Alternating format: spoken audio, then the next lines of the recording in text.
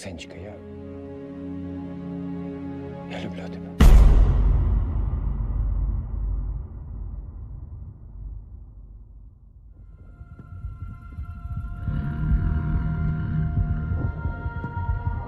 Hear my plea to the fallen, leave me to be with the broken one last time before I go.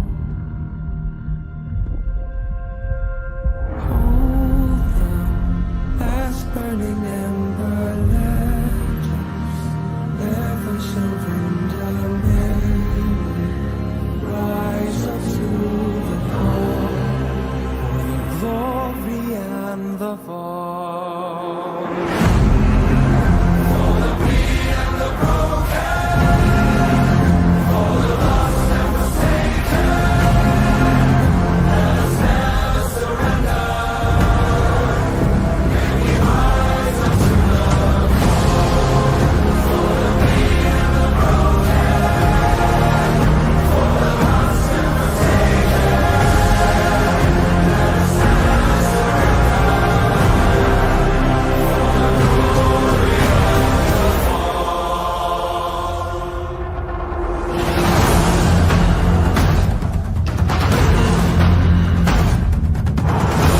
For the glory and the fall.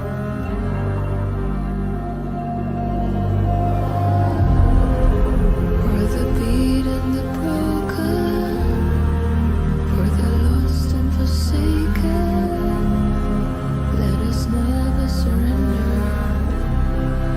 Now we rise unto the call.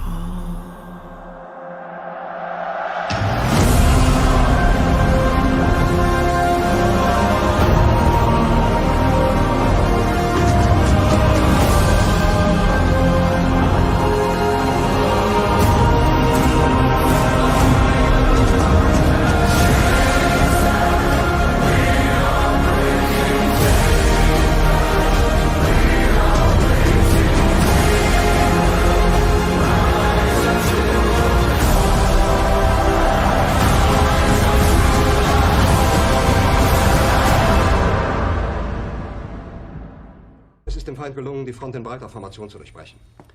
Im Süden hat der Gegner Zossen genommen und stößt auf Stahnsdorf vor. Der Feind operiert jetzt am nördlichen Stadtrand zwischen Frohnau und Pankow und im Osten ist der Feind bis zur Linie Lichtenberg-Marsdorf-Karlshorst gelangt. Mit dem Angriff Steiners wird das alles in Ordnung kommen. Mein Führer, Steiner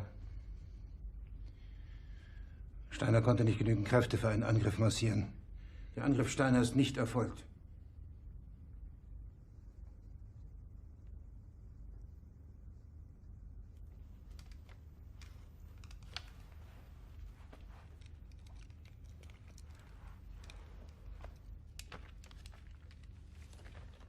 Es bleiben im Raum Keitel, Jodl, Krebs und Burgdorf.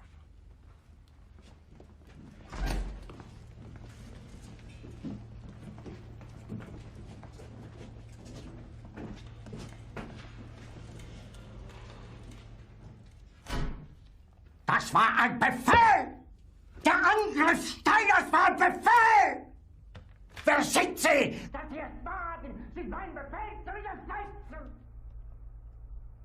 So weit ist es also gekommen. Das Militär hat mich belogen! Jeder hat mich belogen, sogar die SS! Die gesamte Generalität ist nichts weiter als ein Haufen niederträchtiger, treuloser Feiglinge! Mein Führer, ich kann nicht zulassen, dass die Soldaten, die für Sie verbringen... Nicht als Feiglinge! Verreiter, Versager! Mein Führer, was Sie da sagen, ist ungeheuerlich. Die Generalität ist das Geschmeiß des deutschen Volkes! Sie ist ohne Ehre! All right, everybody, check on in. That's from the movie Downfall, if you want to go check out the original. Check on into the stream. Orc Hunters, how we doing on September 7th, 2022, day 197 of the war in Ukraine. Nothing but good news to report from the Ukrainian front lines in the south and in the east, which we'll be covering in our map breakdown, guys. Comment where you tuned in from, what city, what state, where in the world y'all are watching from, so we can shout you guys out in the chat. We're on YouTube only tonight. I tried, Facebook just didn't want to go tonight. The stream just did not happen. So I hope everybody that usually tunes in on Facebook is comfortable over here on the YouTube channel. Thank you guys again for the super chats, the super stickers, and also consider becoming a member of the YouTube channel to support Mercado Media going forward. Also consider becoming a patron on the Patreon. That's all links are in the description of the video. We got Ohio, Chi-Town tuned in. We got Florida tuned in. Glen Ellen, Illinois is tuned in. Thank you again for choosing Mercado Media as your source for the war in Ukraine. Let's just hop right on into it. So the map, here's the map of Ukraine and everything that's going on in the country. I'm going to go into each individual front as I go around and update each city and what's gone on and what's taken place there. If there's been any territorial changes, if the Russians have advanced, if the Ukrainians have liberated territory, we're going to get into that.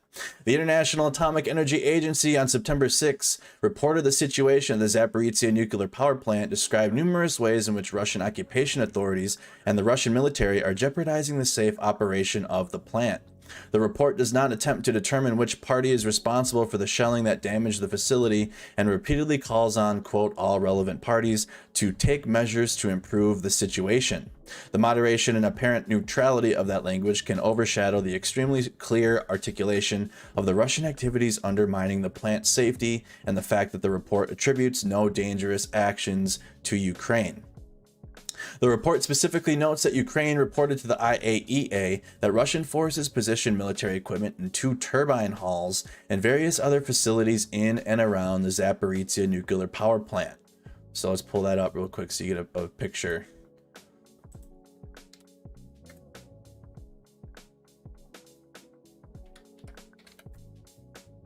Zaporizhzhia nuclear power plant. Let's go images.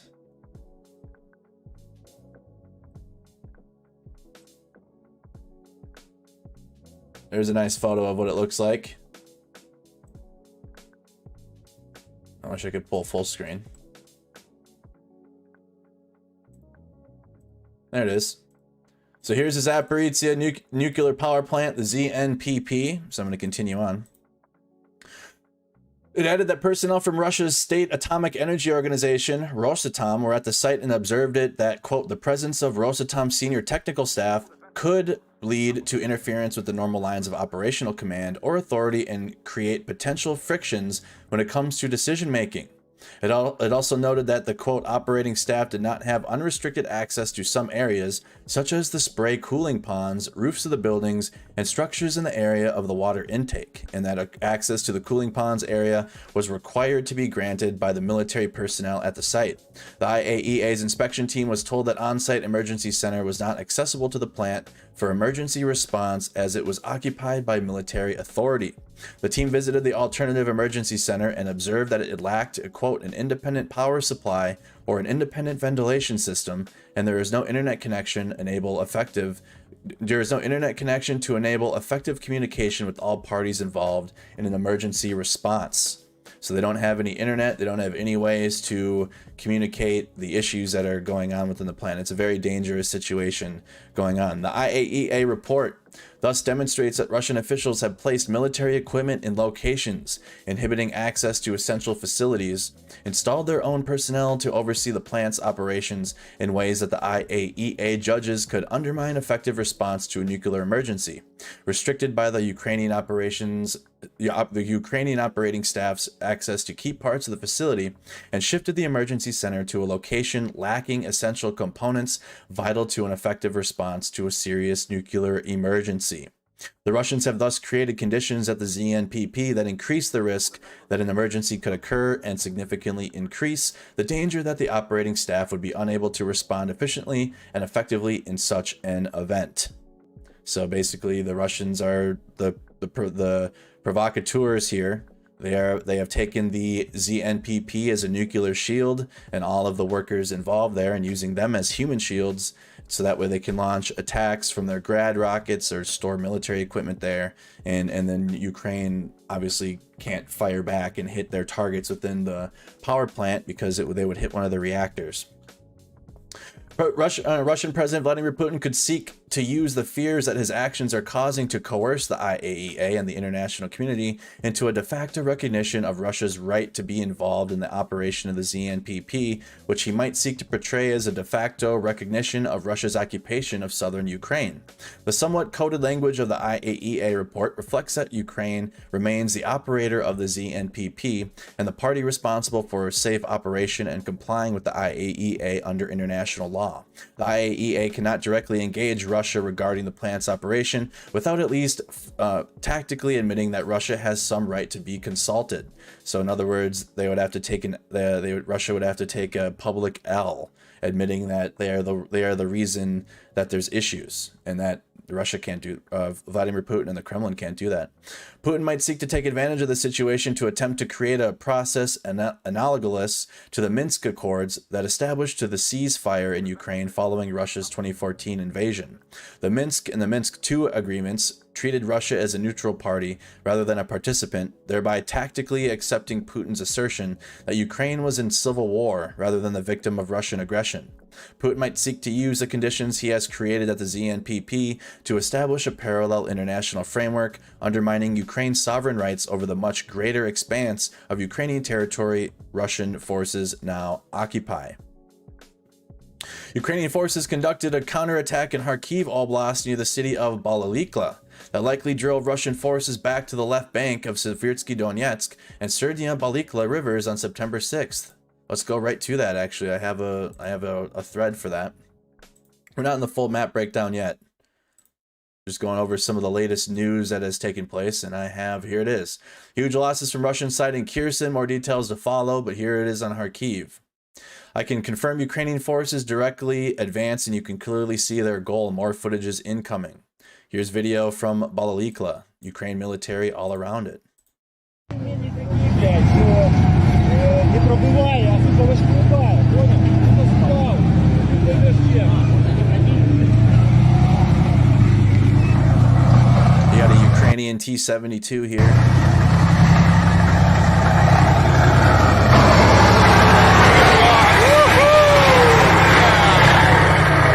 Yeah! Ukrainian forces moving in. Let's see where this is exactly on our maps.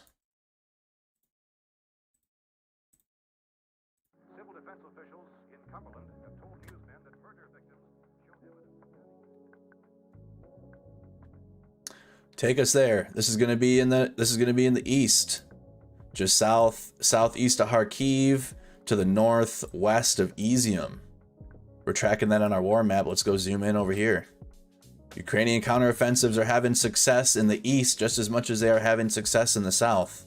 The Ukrainians are taking advantage. I mean, they've completely taken advantage of multiple failures by the Russian military. Here's Bakhmut.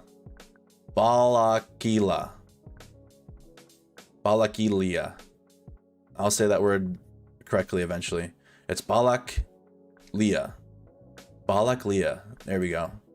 Just to the southeast of the town of Kharkiv, we're tracking this Ukrainian push further eastward towards Izium. You can see that they've gained even more territory in Husarivka, Novo Husarivka, and Bayrak just north of that. They haven't taken the entire town of Balaklia, but they are working on it. They got the Seversky Donetsk River that's separating the rest of the city, but they have been able to punch through. The Ukrainians are able to punch through in these types of locations. They're better trained. They know how to operate in these environments. This has been dubbed the Sherwood Forest over here in the east, in Izium. That's what it's called due to the terrain features, thick forest area. You got river, the Seversky Donetsk, that the Ukrainians are pushing through. We're seeing it in a couple spots here in Stary Caravan, as well as Ozierny.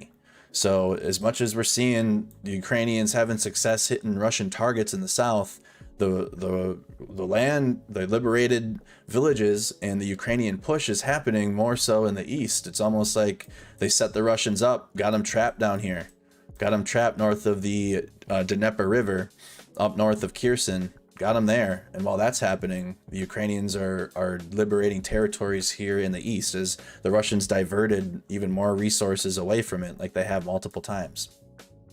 So we're seeing some successes here to the southeast of Kharkiv as the Ukrainians continue to push closer to the town of Izium.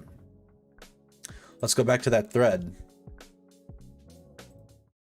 Let's go back to that thread here showing more captured territory. Recent captured Russian positions around Balakilia and Kharkiv Oblast. Ukrainian soldiers recently captured Russian positions near occupied Balakilia in Kharkiv Oblast.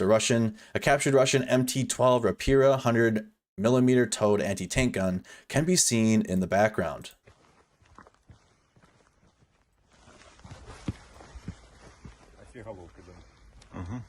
До мин. До снарядів.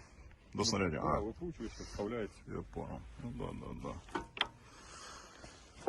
Ну то напевно нормально не кидалися. Да, це акумулятори до прицілів для ночного бачення. Got a whole bunch of Russian ammunition there. Equipment. Бачиш, точно. Тут вони гуляли по самому. А там бачиш далі. У них там ще одна замаскована позиція. Там стоять моторолери, те, що ночі вони розвозили на позиціях. На моторолерах Так, розвозили? за тим, що я охотився. Форма. Форма, лопата. Стоїть. Цікаво, бліндаж. Showing the Russian trench positions. These were Russian fighting positions at one time. Закріплено на всі викиди. Там нормально, там двері. Там двері, все тут. Далі ще одна. Oh, they had a door to that trench. Там теж були там речі висні. Ще один тапок кинутий. That's where the Russians slept. Позиція Льошки їхні. Вон крилі трошки. Прилітає, блядь. Звідси. Забутий тайга. Детський. Wouldn't be a Russian trench without some trash. Називається What's that? спрей від комаров. Spray of camera? Да. Wait, so they have the shells, the expended canisters as... Yeah, I was right then. The other day when I had seen the Russian trench, they're using their old canisters from their mortar rounds as like structure for their trenches. А десантура звідки? Звідки у мене пару рюкзаків там з фаміліями є. Да? Іменно десантура, бо тільки всюди стоять. Тельники їхні стоять, да? Скрізь. So again, you got Ukrainians standing in a Russian trench. Позиції Well, ніхерова. used to be a Russian trench. Все нормально. Да. Там ще є... In the city of Baliklia. Я в наших спитаюся. I've said that word many different ways now at this point. That city. Okay, so that shows Ukrainians in the trench. Here's some more. The Russian 127th Regiment of the 1st Army Corps reportedly ignored orders to join a battle near the southern city of Kherson, according to intelligence cited by Ukraine's Southern Operational Command. Soldiers from the 12th Regiment who led the mutiny told superiors that they could not fight. They had endured weeks of water shortages and scarce rations, all while not receiving their paychecks. The individuals responsible for leading the revolt and removed their positions. Damn. Footage from Senetskoye in the Kherson region. I'm not seeing any audio on this one. Kherson region. No audio here. Likely putting the Ukrainian flag up. I believe this was on a hospital.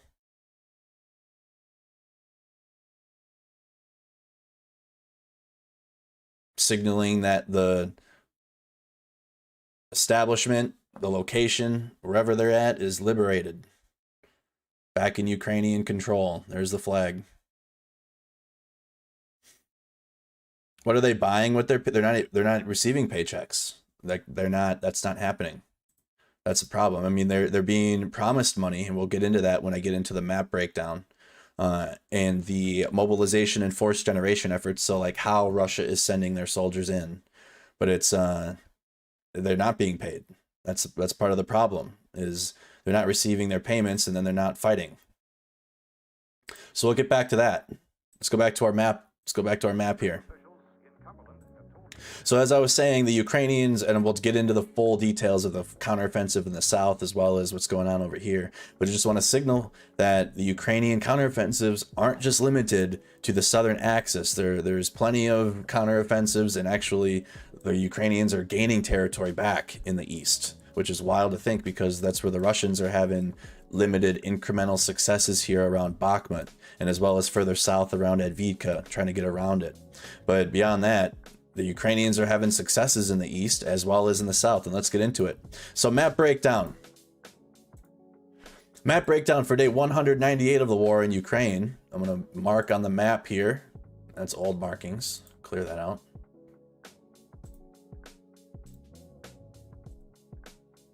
So there's three main fronts within Ukraine at this time. You got the southern axis of Ukraine. That's down here.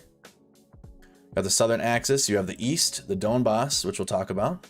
And you have the Kharkiv oblast and the international border with Belgrade. Three main fronts within Ukraine as of September 7th, 2022. And let's go into each individual front, starting with the east and the Donbass.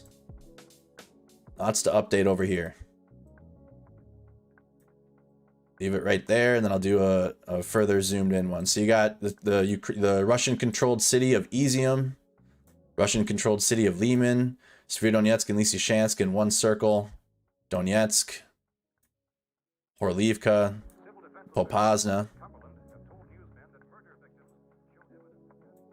And then I'm going to go around and highlight the Russian advancing directions, or their attempted advancing directions, and that's just the lines in red sticking out.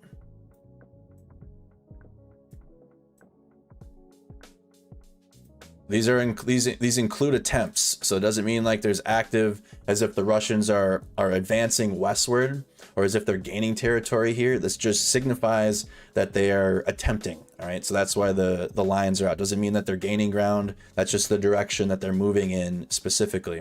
And then you have the Ukrainian counteroffensives. I'm going to highlight each individual Ukrainian city over here in the east.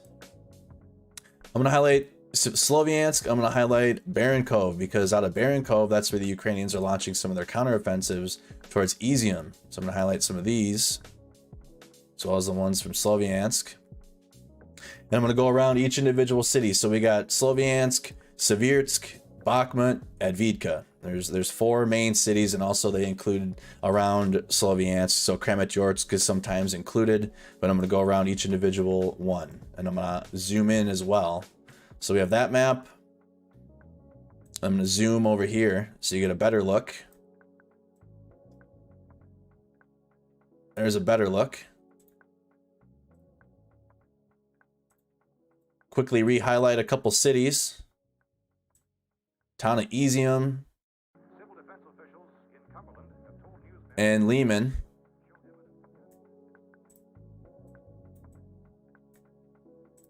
And here's Sloviansk. So this is just a zoomed in version of the big map. Here's the Ukrainian counteroffensive directions. I also got to add some on the big map too. Almost forgot these two. You know, Zierny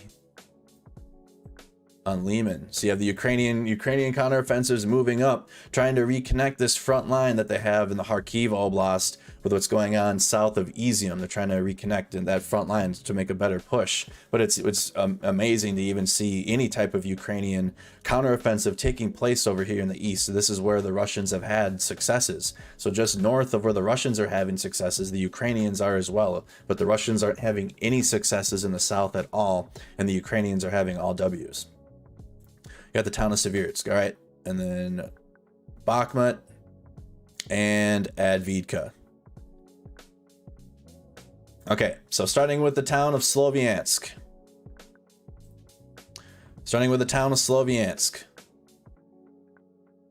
Ukrainian military officials reiterated on September 6th that Ukrainian forces are targeting Russian... No, I read the wrong section. We'll get to that. That's a counteroffensive update. There's a lot to update with the whole counteroffensive. So anyways, Russian forces did not conduct any confirmed ground attacks along the Izium-Sloviansk axis on September 6th and 7th and continued routine air and artillery strikes within the area.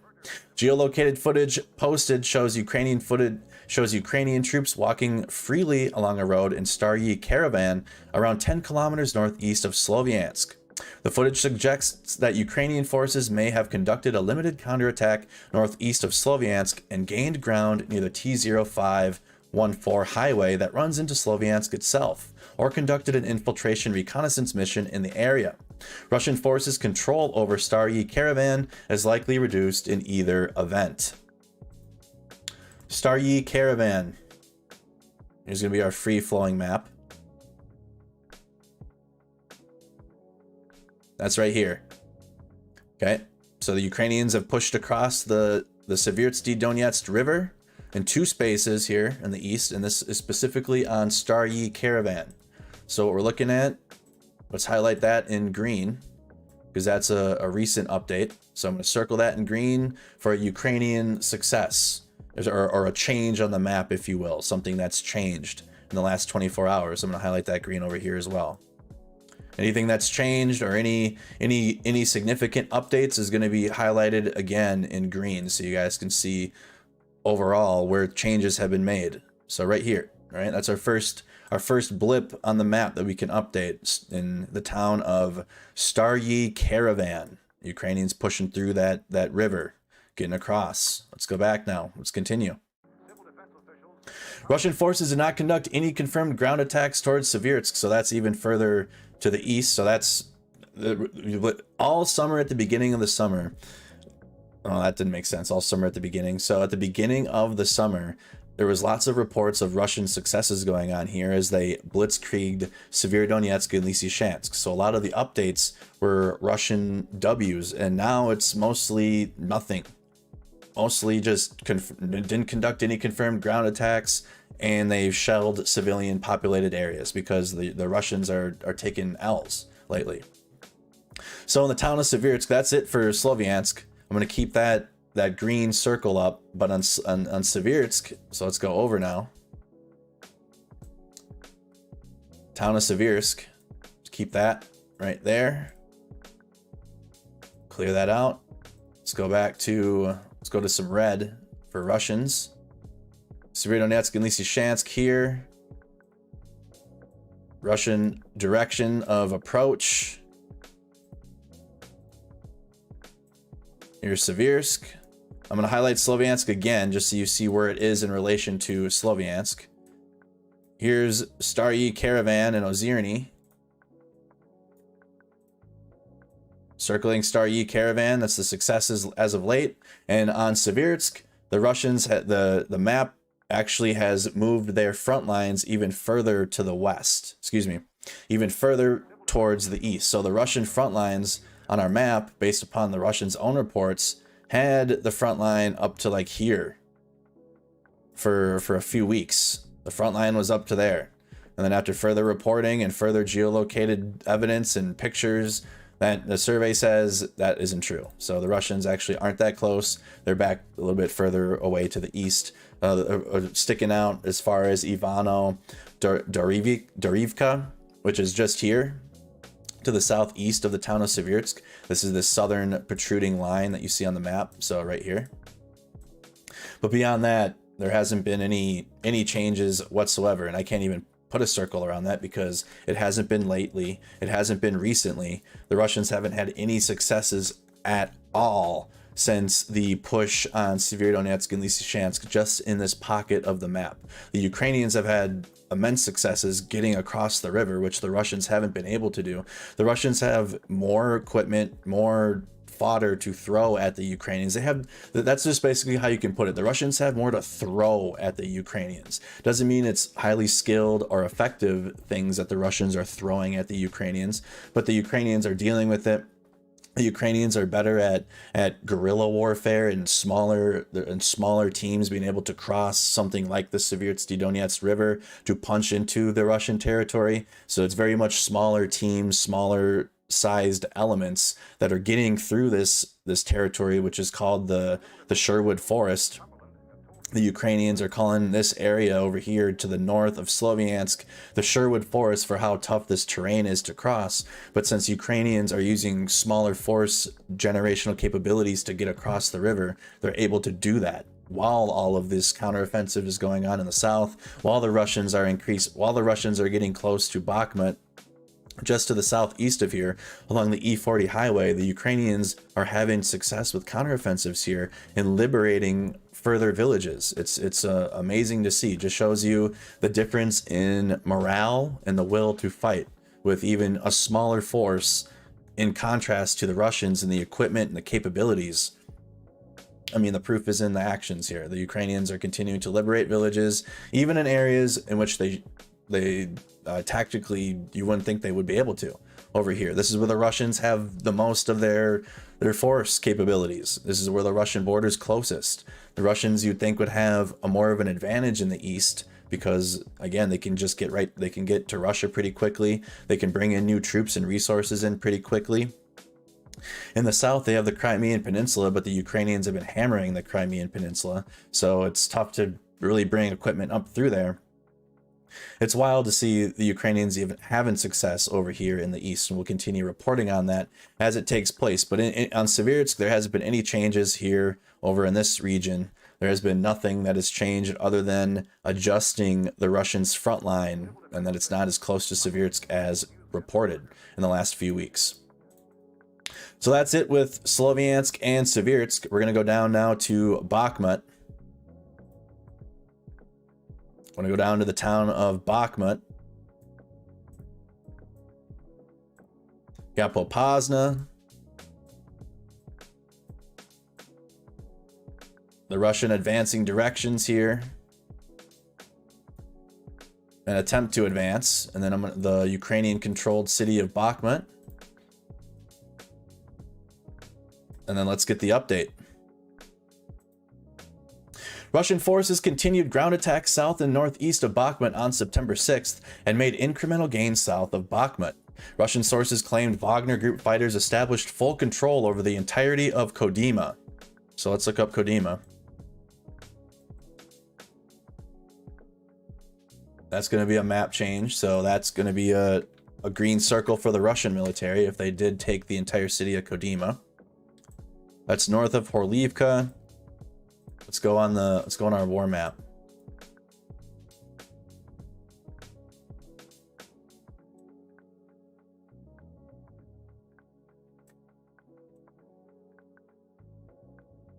Why am I not seeing it quickly? Okay. It's going to be over here then, right? There it is. So there's the town of Kodyma as the Russians have pushed through, and the map has already been annotated to reflect Russian successes here that they've been pushing through here. So it really hasn't changed visually. We've been seeing this, but I'm going to highlight it with a green circle anyways, that it's been confirmed that the Russians have pushed through that town. So let's put a green circle there. With the Wagner fighters, that's the Wagner private military contractors. Then they're based out of Popasna. They were the ones that took the city of Popasna, and they continue to launch operations out of here. The town of Kodyma is circled in the green on your screen now. So the Wagner Group fighters have taken that city. Let's continue. By the end of the day on the September 6th, and the Russian military correspondent posted footage of soldiers moving freely around the streets of Kodyma. Russian forces will likely use positions in Kodyma to push northwards towards Zaporizhzhia, where fighting is ongoing. The Ukrainian General Staff also reported that Russian troops attempted attacks near Veselaya Dolnya, which is 5 kilometers southeast of Bakhmut, and in Soledar, which is 10 kilometers northeast of Bakhmut. Donetsk People's Republic, which is a DNR 3rd Brigade, claimed they are also advancing from the outskirts of Horlivka. So again, this is all coming from Russian sources. Anytime it gets backtracked or you find out that it wasn't as successful as reported, then the map will go back, like we see in Siversk. But right now, lots of geolocated footage and evidence showing that the Russians have pushed through. Let's pull that up on the video. Looking at number 33 for the source, showing the Russian troops in the town.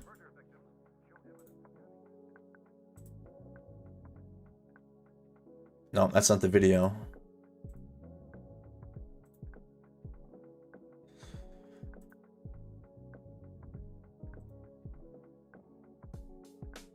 I wish that these would get posted to Twitter. It's in Telegram videos, y'all, so it's tough right now. Yeah, these are Telegram videos, so they're not pulling up. Media is too big to show on screen, but on Telegram, I'll share the links in our Discord to the Telegram videos, and you can pull them up, but I can't pull them up on the stream here. Some more on Bakhmut. The Ukrainian General Staff also reported that Russian troops attempted attacks near Veselaya Dolnya, which is 5 kilometers southeast of Bakhmut, in Soledar, and 10 kilometers northeast of Bakhmut.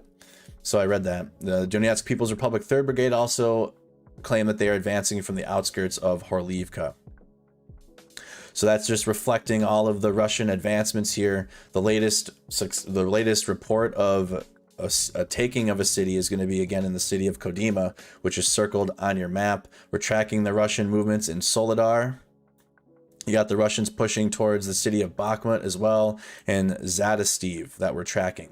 Nothing's changed in the last 24 hours to suggest that it's an issue, but right now just the town of Kodyma has been taken by the Wagner Group forces in its entirety. So I'm going to put a green circle on Kodyma. Russian success. So you got Ukrainian counteroffensive success in the last 24 hours, green circle, and you have the Russian Wagner private military contractors that have reportedly completely taken the city of Kodyma, just to the southeast of Bakhmut. And that is going to be it. So you have Russian success taking that city, but beyond that, nothing else has changed in Bakhmut. Now we're going to go down to Avdiivka. We're going to go down to the Ukrainian-controlled city of Avdiivka. Here's the city of Donetsk. Pisky and Marinka here. As the Russian military is trying to extend this front line, push this front line outward, similar to what they're trying to do in Bakhmut. And then you have the Ukrainian-controlled city of Avdiivka. Let's get the update. Russian forces conducted a series of ground attacks northwest and south of the outskirts of Donetsk city on September 6th. The Ukrainian General Staff reported that Russian troops conducted assaults near Avdiivka, which is 5 kilometers north of the outskirts of Donetsk city. Novo Bakhmutovivka, which is 15 kilometers north of the outskirts of Donetsk city, and Spartka and the Butivka mine, both directly on the northern outskirts of Donetsk city. Russian sources claim that the 11th DNR Regiment took control of a bridge that the road runs between Pisky and Pervomiatsky, both on the northwestern outskirts of Donetsk city, and are continuing efforts to advance westward towards Pervomiatsky. Ukrainian troops also reportedly repelled Russian attacks in Marinka on the southwestern outskirts of Donetsk city. Russian troops conducted routine and air and artillery strikes along the Avdiivka-Donetsk city front line. So the Russians launched attacks. The Ukrainians have repelled them. That's the summary of that whole thing. So Russia's launched fresh attacks here in Pisky and Marinka. So I'm going to circle where, again, Pisky, Marinka. That's where the Russians are pushing through to try to extend this front line even further westward, and the Ukrainians have repelled those two attacks. So nothing's changed. Ukrainians held them off. Nothing's changed in Avdiivka.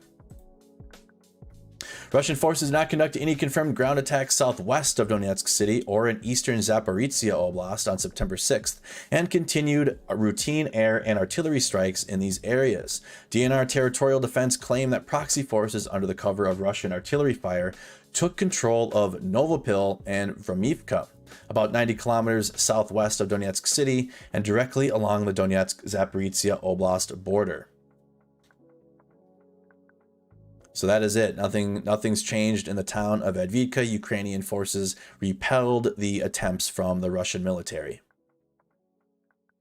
So overall, nothing's changed there. Looking at our full map of the east, you have the Ukrainian counterattacks, or in conclusion, the Ukrainian counterattacks to the northeast of Sloviansk as the Ukrainians have pushed across the Seversky Donetsk River, and the counteroffensives are increasing there in the northeast of this pocket of the Donbass. The Russians are having success around Bakhmut, to the south of Bakhmut, and the Ukrainians have repelled attacks from the Russian military around Donetsk, trying to extend that front line so they can try to take the city of Avdiivka. All right, that's what's happening in the Donbass. Now we're going to go over to the Kharkiv Oblast and the international border with Belgorod. Not much changes here on a day-to-day basis. Ukrainians are having some success with counteroffensives to the southeast of Kharkiv.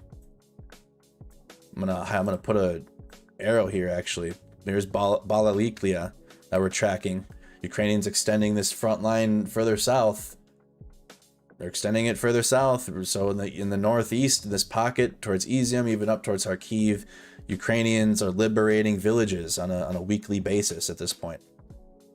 Russian forces did not conduct any confirmed ground attacks in northeastern Kharkiv Oblast on September 6th and 7th, and continued routine shelling of Kharkiv city and its environs. Russian sources claim that Ukrainian forces launched an offensive operation at Balaliklia, about 65 kilometers southeast of Kharkiv city. I'm going to highlight that in the green circle, so again, you know where it is. Green circle. Geolocated video footage from Verbivka shows Ukrainian soldiers inspecting the bodies of dead Russian soldiers on the 6th, indicating that Ukrainian troops have advanced into the settlement. Several Russian mill bloggers claim that heavy fighting is ongoing around Balakiklia, and Ukrainian troops have reportedly entrenched themselves onto the outskirts of the settlement, forcing Russian troops to redeploy reserve troops to the area to support defensive operations. Russian sources voice their concern that the Ukrainian attack on Balaliklia is intended to cut Russian forces off from Izium and slowly wedge into the Lugansk Oblast. Ukrainian officials have not yet commented on the progression of Ukrainian offensive operations in Kharkiv Oblast. Don't want to. It's operational security. I think the Ukrainian Ministry of Defense has completely used the advantage of the Western media, all focused on this, including independents. They made it known that they were going to launch a counteroffensive in the south, made it publicly known. The Russians adjusted their entire military, they appointed Shoigu for a little bit as the theater commander to assist in this upcoming counteroffensive. We had some massive cope from the Russian trolls saying that, oh, this counteroffensive that's coming in the south, what's going on with this counteroffensive? We're waiting on it when it's happening.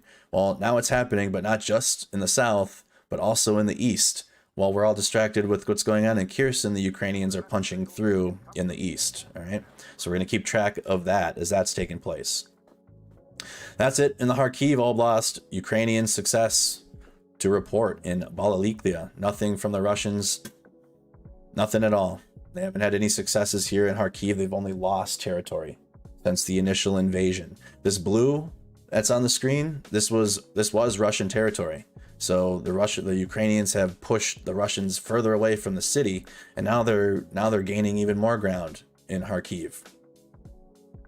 The Ukrainians have gained more territory back than the Russians have advanced into Ukraine and have taken territory. So that's where we're at this point. Ukrainians are liberating more than the Russians are taking. And that's been incrementally increasing since the initial push of the invasion. So now we're going to go to the south. You have Mykolaiv, Kryvyi Rih, Nikopol, which is just on the other side of the Zaporizhzhia NPP, in Inodahar. Here's Zaporizhzhia. And I'm going to leave it at that. Highlight the Ukrainian counteroffensive directions in the south.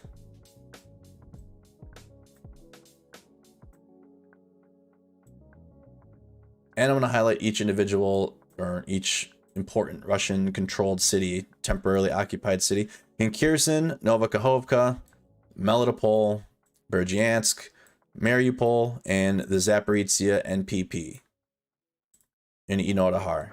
All right, so this is the NPP right here between on the Dnieper River between Nikopol and Inodahar.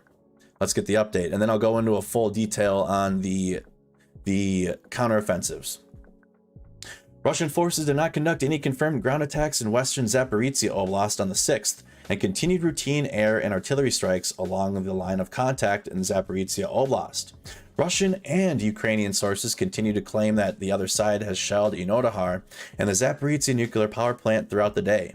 Inodahar Mayor Dmitry Orlov reported a large explosion that led to a total power and water outage in Inodahar. Russian sources accused Ukrainian troops of firing at Russian passport office in Inodahar. Russian forces continued routine and air and artillery strikes along the front lines of Mykolaiv and Dnipropetrovsk oblasts on September 6th. So that's it for just the whole scope of what's going on in the southern axis. Russian forces haven't launched any ground attacks. They're just trying to repel the Ukrainian counteroffensives with artillery barrages. So the full counteroffensive update on what's going on in south of Ukraine. Ukrainian military officials reiterated that Ukrainian forces are targeting Russian logistics nodes, transportation assets, manpower, and equipment concentrations and control points across the southern axis. Ukraine's Southern Operational Command stated that Ukrainian troops carried out over 150 fire missions in the direction of Kherson Oblast and specifically targeted Russian river crossings in critical areas. The Ukrainian General Staff noted that these Ukrainian strikes are having significant impacts on Russian forces' ability to conduct offensive operations. Ukrainian officials are maintaining operational silence and did not provide specifics on Ukrainian ground movements in Kherson Oblast. So the fire mission, they've conducted 150 fire missions, just cutting the Russians down, destroying their ammunition depots, destroying their stockpiles, just decimating the morale. They're cut off from the south of this axis. Let's do a zoom in here on Kherson, because this is hyper focused on the Kherson counteroffensive now. There we go. We're zoomed in a little extra now. Highlight Mykolaiv again and the Ukrainian counteroffensive directions.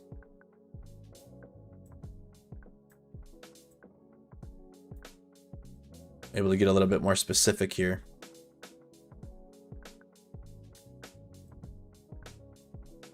Okay, and then I'm going to highlight Kherson again. Oops. Okay, and Novokhovka. Highlighting, let's do the bridges with yellow. There's the Antonivsky Bridge. Here's the Kakhovka hydroelectric plant. There's also a rail bridge, but that's been reportedly taken out already, so that rail bridge is a non-factor. As I had said yesterday, if you watch the streams, watch Mercado Media, hit the subscribe button on YouTube. I'm live every night covering the war in Ukraine. They haven't used that rail bridge and it's been destroyed. So you have the Antonivsky Bridge here and the Kakhovka Power hydroelectric dam. Let's do the river in purple. I'm trying to just make it easily visual to see here. Let's go. Make that a little smaller. Here's the Dnieper River.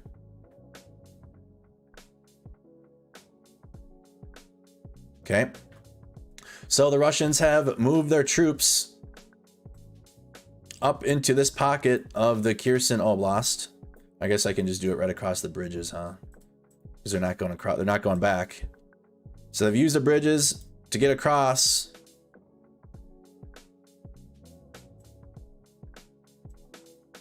There we go. Arrows back. The Russians, so anyways, As the Ukrainians have announced their counteroffensive, and I touched on this a little earlier, the Western media, myself included, all of us are been waiting for this counteroffensive to take place. So the Ukrainians have announced it all summer. They've been hitting some targets here and there. In the last month or two, they were starting to increase, and we're starting to see big targets get hit. And then more recently, after the Russians had moved their troops and equipment up into this northern pocket, let's use green. After the Russians had moved their troops and equipment up into this northern pocket of the Dnieper River, the Ukrainians have now cut the Russians off and hammered these two bridges down here. Then the Antonivsky Bridge and the Kakhovka power plant and the hydroelectric plant. That's the only two crossings across this Dnieper River here in the purple. So the Russians are cut off now up here. And not only are they cut off up here, the Ukrainians are having successes along the Inhluets River on each side of the bank. Let's do that in purple. Ukrainians are liberating territory. It's a tributary, goes right into the Dnieper River.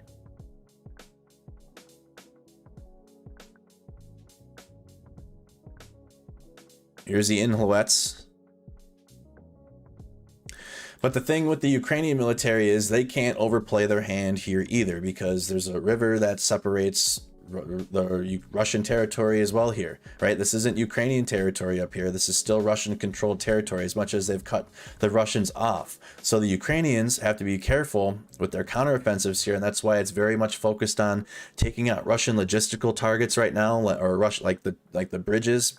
Or key infrastructure that's going to prevent the Russians from being able to get back and resupply and regroup. Right now, they're just it's just a focused attrition on the Russians that are cut off now in the north of the Kherson Oblast, north of the Dnieper River. They're choking them out, starving them out, cutting them off of their resupply. They're low on equipment. They're low on ammunition, on rockets. And when that happens, when they're completely dry, when the Ukrainians aren't seeing volleys being returned anymore, or they're not seeing the drones in the sky, then you'll start to see the Ukrainians moving in and start taking some territory here in the next coming months. Right, this is going to take months.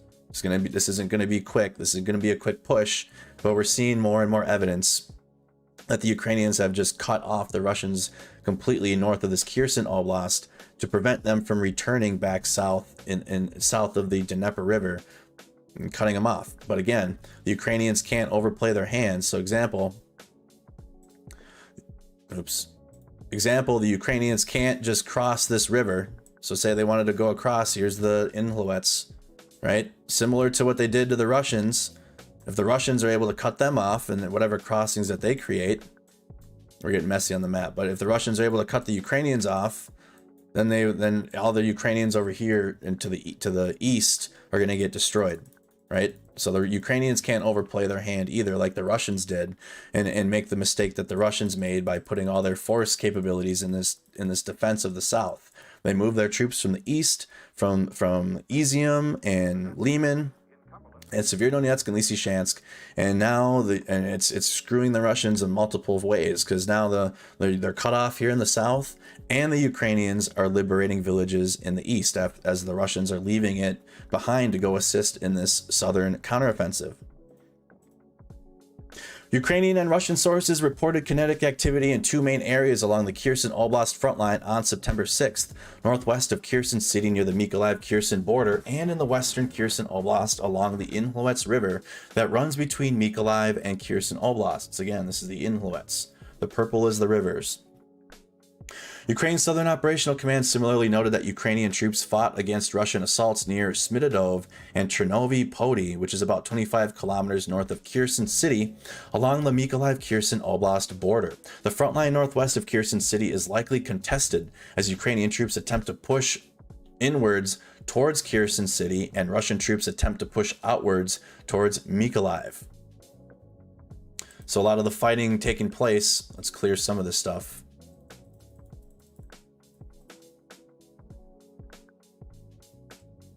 On my river back.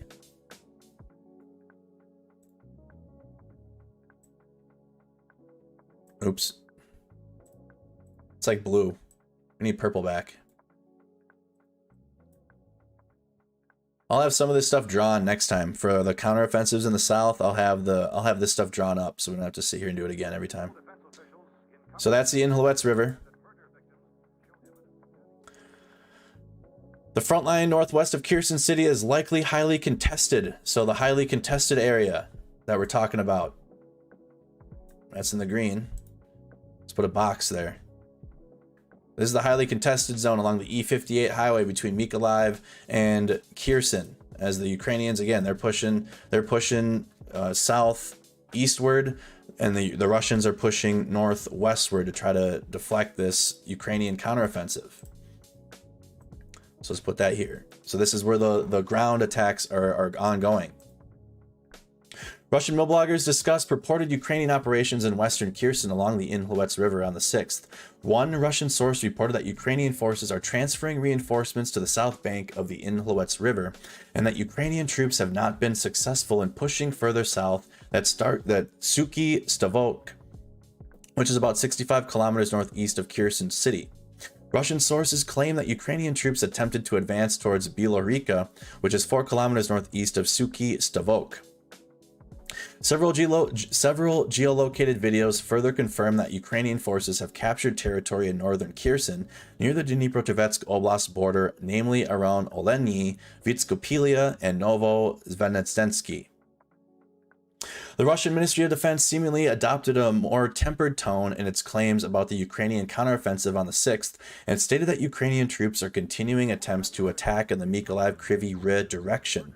Since the start of the counteroffensive on the 29th, the prose employed by the Russian Ministry of Defense has typically been acerbic and intended to undermine Ukrainian actions and present the counteroffensive as a whole as failing. Again, that's what the trolls have been doing. The trolls are literally sheep. You know some of them in the chat right now. They follow along, they go and watch their Russian sources, and then they get their feelings and they get their emotions from the Russian sources, and then they come over here and then just spew copium to the rest of the chat. And that it's just complete lies, that the counteroffensive is failing. They're trying to frame what the Ukrainians are doing as a failure when it's not, right? That's where you're getting the pushback from the trolls that go to these Russian sources and then come back and then spew them as if it's fact. The Russian Ministry of Defense is likely unwilling to directly refute concrete claims made by military correspondents, and the more neutral approach to the Ukrainian counteroffensive affords the Ministry of Defense a margin of error when discussing operations in Kherson Oblast that does not put it too badly at odds with milbloggers in the wider Russian information space. So they're being able, so the Russian information space, you got milbloggers that are reporting similarly to what we're doing here with what's going on the ground, with still a touch of the ideology. And then you have the Kremlin, which wants only ideology, only cope, right? They want only the cope going out there. They don't want the facts going out. They don't want what's going on the ground, because then it would signify that Russia's taken massive L's everywhere, except for Bakhmut. But even that's not, like, that's going to take months just to even get around. Again, Ukraine's liberating villages. They're taking cities back. Russia's trying to go around the cities that they're trying to attack, and that itself is going to take months. And even if they're able to do it, right? They're trying to right now. Attempts are being made. But what's going on here is, again, the Russian Ministry of Defense unwilling to directly refute concrete claims. Like you are taking a loss here. You are losing troops. No, we're not. That's basically how the Russians respond to things like this, like tangible facts and empirical evidence that, hey, your troops are getting destroyed out there. No, we're not. And then they'll play into the ideology, which is a lot of the news and information out here. If you think about it, or if you take 2 seconds to be like, whoa, is the Russian side even reporting like what's going on the ground at all? They're not giving numbers. They're not giving anything with maps or any information like that. It's all ideological based, and then propaganda videos that come with it to help solidify their messaging. It's all copium and propaganda based ideological information that's coming from Russia. And some of their milbloggers have gone against the grain with that and have reported empirical facts and evidence that have gone on in the war, and the Kremlin doesn't like that, because then it signifies the losses that the Russian military is taking. Couple other things to update here. Mobilization and force generation efforts. So this is how Russia is sending their military into Ukraine, how they're being paid, monthly salaries, etc. Former deputy of Perm Oblast's Legislative Assembly, Alexander Gergenko, returned to Perm on September 5th after his unspecified volunteer unit deployed to Donbass. Gergenko's return to Perm is the first indicator that the study of war has observed of the deployment of the Perm Oblast's volunteer unit to Ukraine. So we got the Perms out there. Russian media outlet Krasnoprov reported that the military enlistment officers in Samara Oblast, are conducting solicitation calls via phone to invite Samaran reserve officers to enlist for a one-time $300,000 ruble payment and a $200,000 ruble monthly salary for volunteer service. Come on down. You can go and get killed in Ukraine for $4,895 or a one-time payment of $3,263. You can get your ass shipped to Ukraine and go die and become cannon fodder. And then when you want to leave, you get killed because you can't. Russian military also stated that the Murman Rifle Company, like newly formed Murmansk Oblast as part of the 200th Motorized Rifle Brigade, deployed to Ukraine on September 6th, and that the Komi Motorized Rifle Company of the Northern Fleet deployed to Ukraine on August 30th.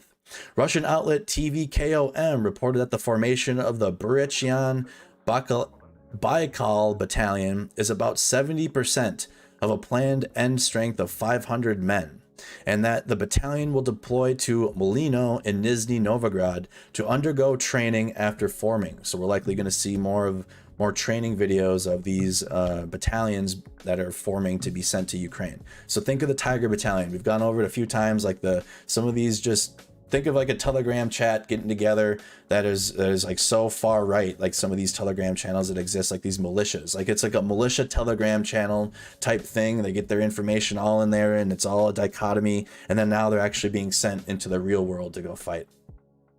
Chechen head Ramzan Kadyrov additionally stated on September 6th that the Chechen Republic is preparing several thousand more volunteers and fighters for 2 new elements that will be part of the existing 2 volunteer Chechen regiments and 3 battalions generated to fight within Ukraine. So you got the Chechen forces that are additionally adding several thousand more volunteers. You have the PERM, P-E-R-M, Oblast volunteer unit that is being offered little under 5,000, a one-time $5,000 payment, not even, it's $4,895, and then or a $3,263 monthly salary, which is equivalent to 300,000 rubles and 200,000 rubles. So that's what's going on with how the Russians are sending their forces into Ukraine and what they're being paid. Now for the activity in Russian occupied areas. So this is what's going on in some of the occupied cities within Ukraine that the Russians have control over. Russian authorities continue setting conditions to Russify Ukrainians living in Russian occupied territory. The LNR Deputy Internal Minister Vitaly Kislyev stated on September 6th that the Kremlin's ruling United Russia Party helped organize a rehabilitation course for Ukrainian children from Donbass with neuropsychiatric pathologies of varying severity at the Scientific and Practical Center for Child Psychoneurology of the Moscow City Department of Health. A United Russia official reportedly stated that some parents from the Donbass will go to sanatoriums in Dagestan for further therapy at the end of September. Concentration camps? Hello? World War II is repeating itself. Anybody? Is this thing on? World War II is repeating itself. We're just sitting here. Russian occupation authorities continue to face partisan activity in occupied areas on the 6th. Ukrainian partisans conducted an improvised explosive device attack on Berdyansk city occupation compartment, Arjim, Bardin, and Berdyansk on September 6th. Russian sources claim that Bardin is alive but in serious condition at a local hospital. Russian occupation authorities are continuing to prepare for annexation referenda. Russian appointed Zaporizhzhia Oblast Military Civilian Administration head Vladimir Rogov claimed on the 6th that the Electoral Commission of the Zaporizhzhia Oblast is preparing voter lists for the referendum. Rogov stated that voters will vote in stationary booths and voting boxes, and that the commission members have inspected all polling stations and selected law enforcement officials to safeguard the electoral process. The Russian-backed chairperson of the Election Commission, Galina Kostyachenko, claimed that the Election Commission has begun analyzing and correcting voter lists to ensure that every resident of the region can take part in the expression of will. So they're still trying to get that referenda going, as the Ukrainian civilians in the cities are hitting back with Molotov cocktails. They're fighting back against the occupation authorities. The referendum plans in the south have completely folded in. They were supposed to be annexed by the 11th, and it's now the 7th. It's just not gonna work out well for the Russians and how they're trying to take these cities. I mean, they're having issues internally, having issues externally with the actual Ukrainian military. It's not going well. Key takeaways from everything that I just went through in the map update. The International Atomic Energy Agency report released on September 6th describes Russian activities that increase the likelihood of a nuclear accident at the Zaporizhzhia nuclear power plant, while decreasing the ability of the plant's personnel to respond to such an accident effectively. Ukrainian forces have launched a likely opportunistic counterattack in southern Kharkiv Oblast and have retaken several settlements.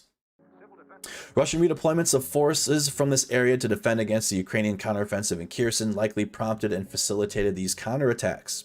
Ukrainian forces are continuing an operational level interdiction campaign, striking Russian logistics nodes, transportation assets, manpower and equipment concentrations, and control points across the Kherson Oblast.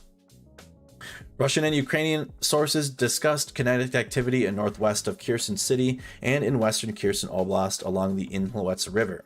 Russian forces made incremental gains south of Bakhmut and continued ground attacks northwest and southwest of Donetsk City. Russian authorities continue setting conditions to Russify Ukrainians living in Russian-occupied Ukrainian territory, and that is your full map breakdown and news for the war in Ukraine as of September 7th, 2021, day 198 of the war in Ukraine. Hit the like, hit the share, hit the subscribe button. Let me know if anything you guys would like to see changed in the map updates or anything you would like to be added going forward. Thank you guys again for tuning in. That's the map breakdown. Just hit the record ending. We'll have that video posted tomorrow. Any questions y'all have about everything that I just went over for about the last hour in the map breakdown, showing all the territorial changes, the map changes. We're going to be going into the videos now, the video clips, combat footage, going to the Discord server, which is going to be a new addition to the streams. I'm going to have the Discord on the screen and pull up your guys' video clips that you're sharing into our Discord channels. Also, comment where you're tuned in from, what city, what state, and where in the world you're watching from. I'll shout you out. We got Blue Karma with a $9.99 super chat. Thank you so much. The UN at the ZNPP. We can look that up. I don't think I've heard anything about the UN being at the ZNPP. Yeah, I see your comment, Garrett. China vaccine. Now we're talking about vaccines. Chicago, Illinois. Good job. We're not done yet, y'all. We still have plenty of video to go through. Is this going to be over before winter? Negative. No, it won't. Have you heard of the Pontoon Bridge? Yes. We're going to go through that video here in a little bit. Drift. Thank you for your question. Naples, Florida, in the state of confusion in Utah. London, United Kingdom, great work here. Thank you again so much. So let's get into it. Ukraine is attacking everywhere. From Forbes, going into some articles now beyond the tangible information. The Ukrainian armed forces are attacking along 3 fronts in the south, east, and north, reversing some of the territorial gains along the Russian army has made in the first 6 months of Russia's wider war in Ukraine. So we're getting reports from mainstream media now reiterating the Ukrainian counteroffensives that is taking place all around the country. They're attacking everywhere, right? The ongoing counteroffensive is not just taking place in the south of Ukraine, it's also taking place in the east. The war's momentum is clearly shifting in Kyiv's favor. Ukraine's counteroffensive began on the 30th in the south. The Ukrainian Southern Theater Command, overseeing around 36 Army, Marine, and territorial battalions with perhaps 20,000 combat troops, launched assaults across the 100-mile front line stretching along the Inlowets River north of the Russian-occupied Kherson, a strategic port in the Black Sea. The Ukrainians fell out at least 3 soft spots of the Russian 49th Combined Arms Army defenses. The Ukrainian Navy's 35th and 36th Naval Infantry Brigades found the softest spot. In the first week of the counteroffensive, they advanced 7 miles south of the Ukraine's main lodgment of the left bank of the Inlowets, seemingly aiming for the 49th CAA's bridgehead across the Dnipro River in Berislav, 25 kilometers south of the Inlowets and 35 miles east of Kherson. So this is basically just going into everything that I went into in more in mainstream news article, but it's good to see that Forbes and other places are starting to report on the wider spectrum of Ukraine's counteroffensives. Here's from ABC News report about Ukraine widening its counteroffensive. Oops. Offensive, not just in the south, but in the east as well now, what we reported last night here while we were on the air. Tonight, the Ukrainian army posting this video saying it shows troops liberating a village, taking down a Soviet-era flag not far from Kharkiv. And after President Zelensky told us that Vladimir Putin is a war criminal, that he should be tried for atrocities in Ukraine, Putin now saying amid this new counteroffensive that Russia has, quote, not lost anything and will not lose anything. ABC's Tom Sufi Burridge in Ukraine for us tonight. Tonight, Russia's vicious assault on Kharkiv in the northeast, relentless. But in the countryside outside the city, Ukraine pushing forward. A military official sharing footage he says shows abandoned Russian positions and equipment. Ukrainian forces showing us how they are able to pinpoint Russian positions using armed reconnaissance drones. Well, we step right back here because they've mounted a grenade onto the drone. You can see the grenade going. You can see how drones are now being used as weapons. In addition to this new counter-offensive, there remains grave concern about the Zaporizhzhia nuclear power plant. These new images revealing more damage from shelling. And that's now, at the ZNPP specifically. Look at this photo here. This is why I played the video, because I found this video. You can see the IAEA. There's the IA on his jacket there. These are the inspectors that are looking into the attacks on the power plant. Wild to see shelling right on the reactor. About the Zaporizhzhia nuclear power plant. These new images revealing more damage from shelling. And now officials from the UN's nuclear watchdog report the plant has lost a crucial backup power line. President Zelensky telling David Russia is now using the plant essentially as a nuclear weapon. You see, they occupied our nuclear station. 6 blocks, the biggest in the Europe. It means 6 Chernobyls. It means the biggest danger in the Europe. So they occupied it. So that means that they use nuclear weapon. That is nuclear weapon. Facing mounting losses, Vladimir Putin today defiant, insisting we have not lost anything and we will not lose anything. David, President Zelensky tonight confirming Ukraine has recaptured several settlements from Russia, calling it good news. His forces now seem to have the initiative in this war. David? So again, that's couple mainstream sources that I had found that are starting to report widely on the Ukrainian counteroffensives that has just taken place beyond the south, right? So we're seeing it more than just in the Kherson oblast. Here's from the Telegraph. Ukraine seizes 2 villages from Russian occupation in a surprise attack in the Kharkiv region.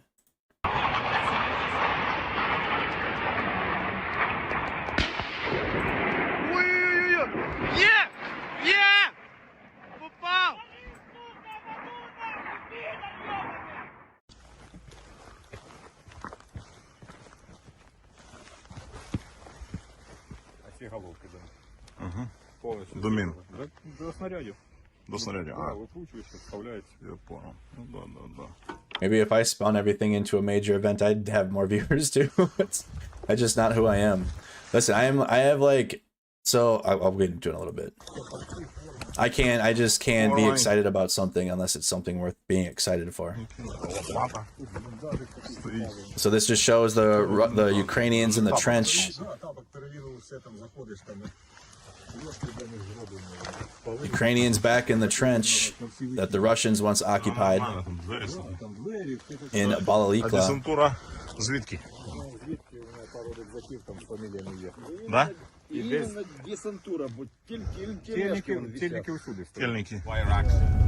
It's a village nearby Balaklia in the Kharkiv region, which was liberated by Ukrainian forces last night.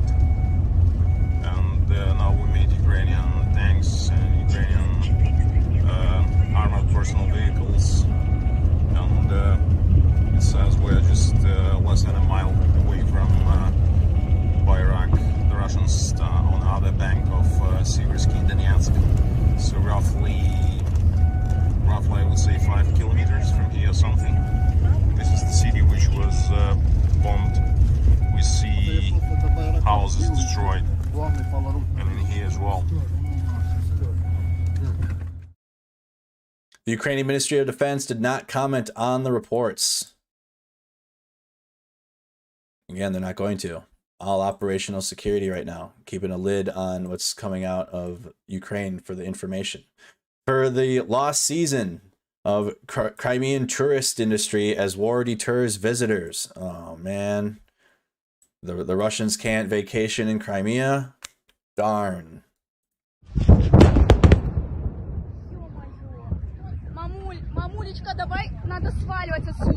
The kid has more sense than the mom. Mom, we need to get out of here. Yeah, y'all should have been out of there.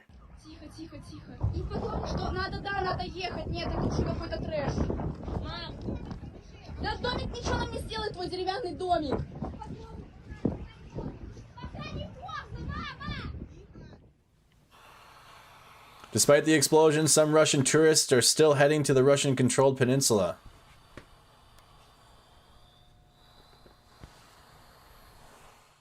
Sofia Divorinka plans to drive and has booked her hotel. Да, конечно, мы поедем, мы ничего не боимся, так как наша армия, она защищает. Очень хочется увидеть, наконец-то, Крымский мост, проехаться по нему. Также очень хочется побывать на Красном озере. Yep. The Russian military will keep you safe. All right.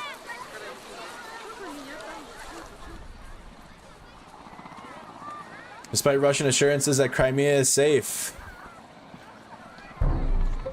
I have many friends, some of them children who went to fight in the war. У кого-то дети там отправились на войну, кто-то живет в Ейске и рассказывает, как летят самолеты груженные, кто-то рассказывает, что там взрывы. Yeah, we'll get to that drift. We'll get to the pontoon bridge getting destroyed. В Крыму, конечно, отдыхают люди, но это та категория, которую мы называем самотуристы. У нас, как у туроператоров, сезона в Крыму. Ho with a big $30 super chat coming in hot from Revenge. Good day, Merc. Putin is garbage bag, scumbag. Good day to all my mates here and to everyone. We all love you. Thank you, Revenge. Thank you so much. Можно сказать, не получилось. Продажи очень сильно упали. У нас единичное бронирование. И вот после совсем недавних событий, конечно, они еще сильнее упали, упал еще сильнее спрос, и даже были некоторые аннуляции. Crimea was seized and annexed by Russia in 2014. Big location for vacationing.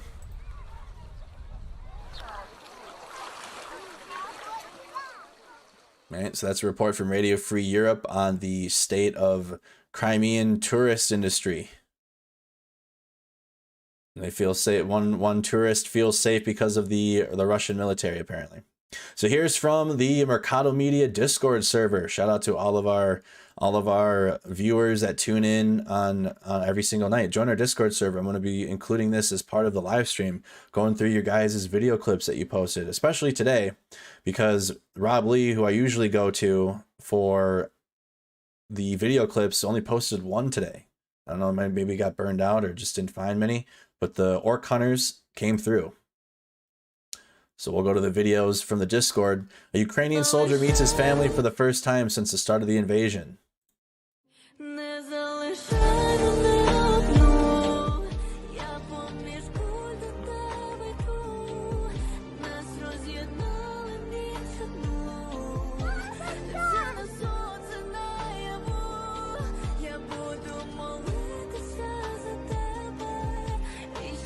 Showing a Ukrainian soldier reuniting with his family.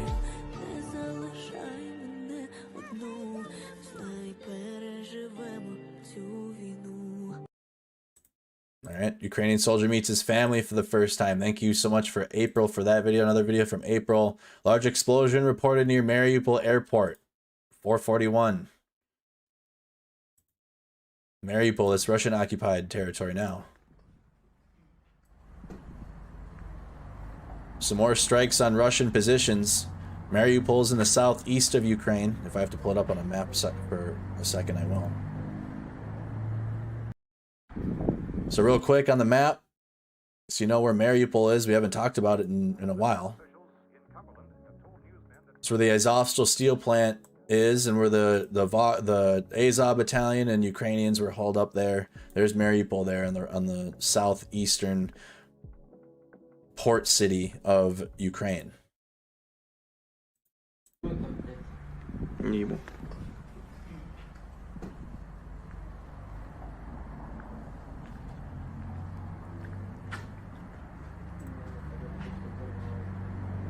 Thank you again, April, for that video. From Jan Marie, more Russian ATGMs, manpads, gear, and firearms captured by Ukrainian fighters.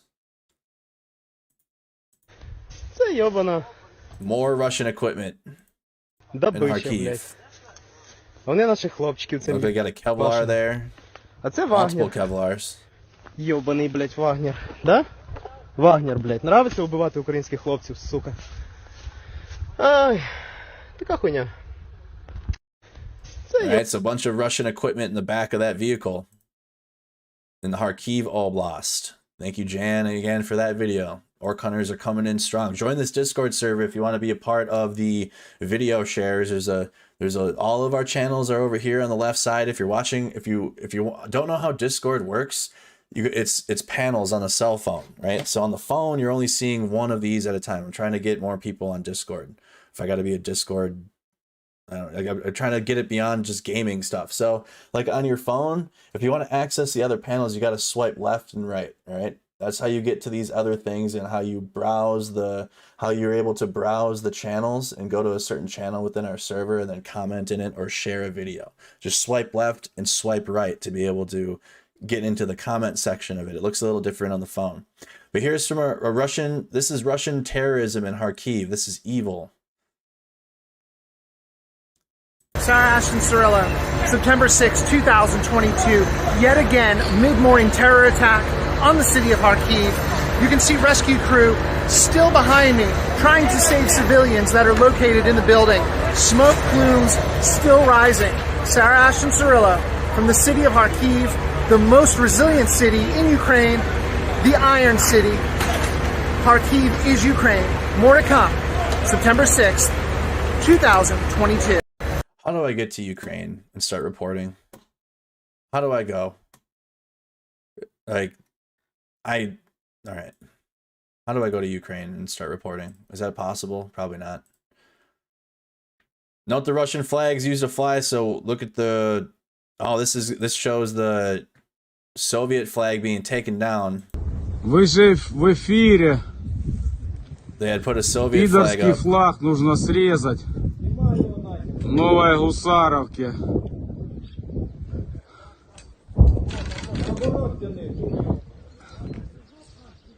На трезубе флаг пидорский. О, пошел в сраку.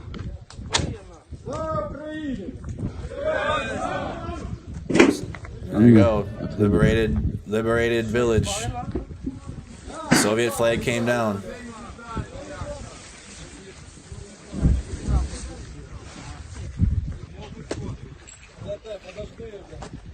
I have to get my Twitter following higher. I don't use Twitter like that.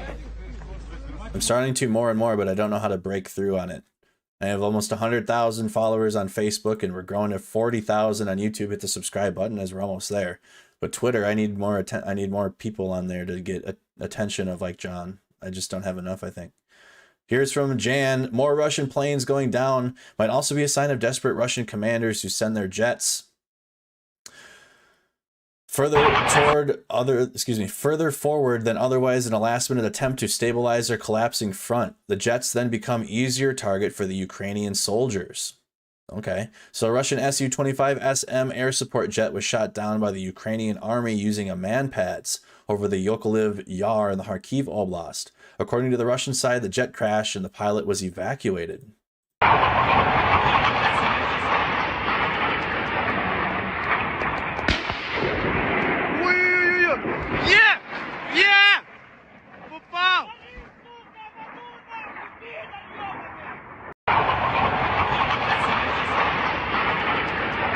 Got a Su-25 shot down. The man pads. There it is right there. You can see it right behind my camera. Let me lower this a little bit.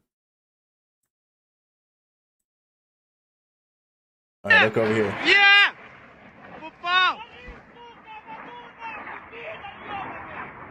Shot down. Continue on. Thank you again for the videos, Orc Hunters. Flag they removed from the video. Here's that flag that was taken down.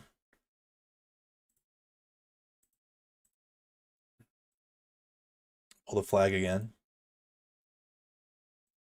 So this flag on the flagpole here Выжив в эфире. Is this one. Пидорский флаг нужно срезать. Got it. Новой Гусаровке.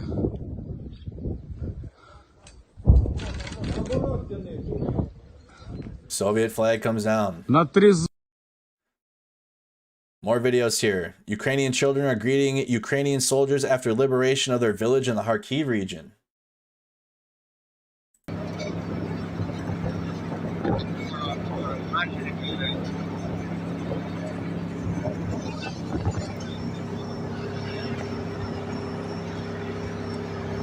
It came from the jet behind. Well, I'll look at that in a second.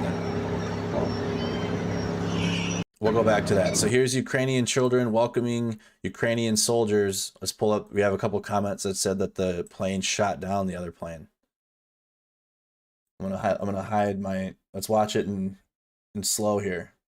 Hiding my camera so we can see everything.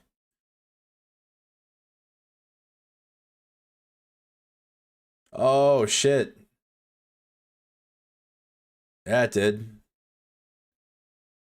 Yeah, it didn't get shot down by man pads. It got shot down by the plane right behind it.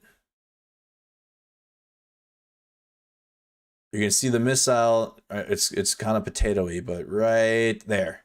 See the missile come in from the side of the screen on the right, over here. Comes in right from the side of the screen, same level where the plane is. And it was shot down from the jet chasing it. I don't know, this says that they were using man pads, but I'm more inclined to believe that the plane right behind it, the jet behind it, shot it down.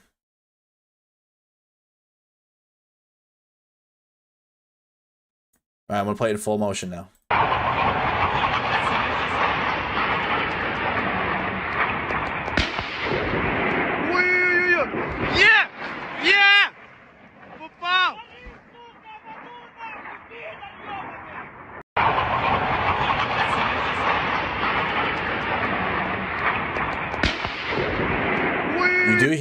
You do hear a weapon system being fired there. That's just the jet there. Air to air. The trajectory of the missile though. The trajectory of the missile coming off the screen, that's going to be air to air. That's not from the ground. This over here is not coming from the ground. It's coming from the same level as the jet behind it. So thank you again for pointing that out to me. And make me look into that a little further. And put the camera back now. We're back. More videos from our Discord. Join the Mercado Media Discord server to share videos in, and I'll pull them up on stream. We'll do this every single night from now on. Let's move on to the Donetsk direction, where there are pigmen removed to their base of equipment, well, at least what was left of it. 2 self-propelled guns, Acadia, that did not light up on the video will no longer shoot.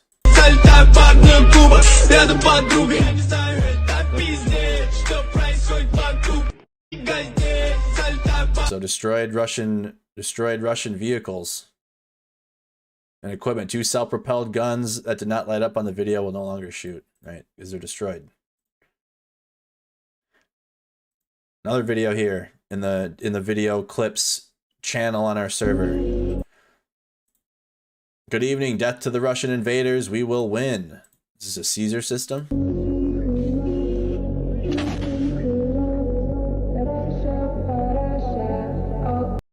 What system is that?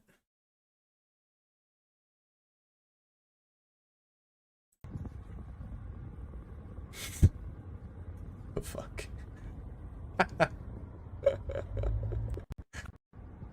This is not related, but I just saw this, and like this dude's walking his duck across the... Sometimes you just gotta walk your duck across the road. You know what I mean? That's random Twitter. The fuck? All right, walked his duck across safely. Here you got a collapse. You saw that exact post. Why is it on there? These guys left in a hurry. Abandoned Russian position even has food on the stove and full weapons clips. Uh-oh. Oh wow, they had a whole little setup here.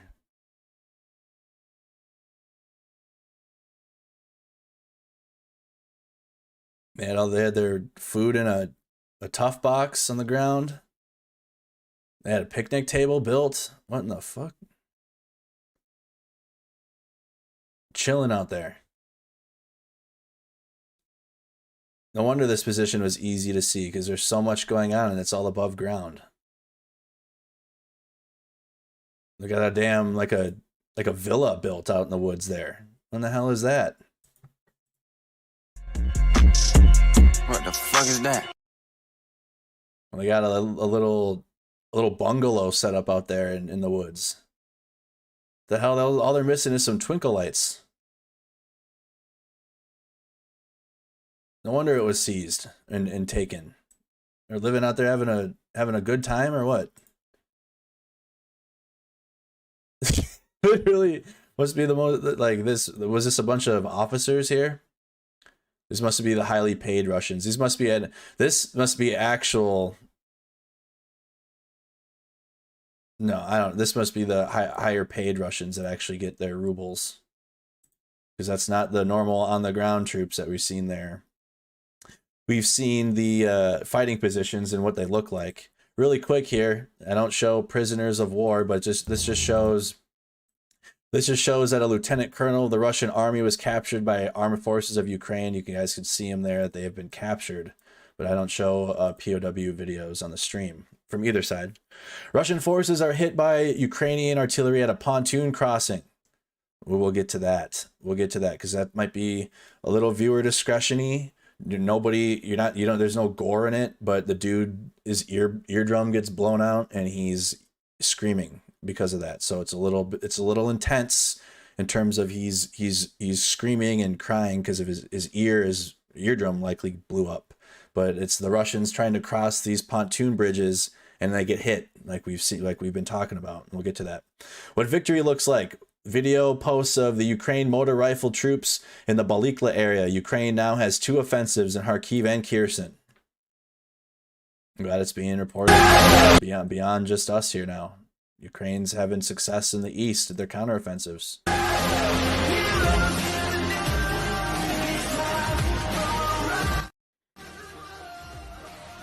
There's Ukrainian forces liberating villages and territory in the east.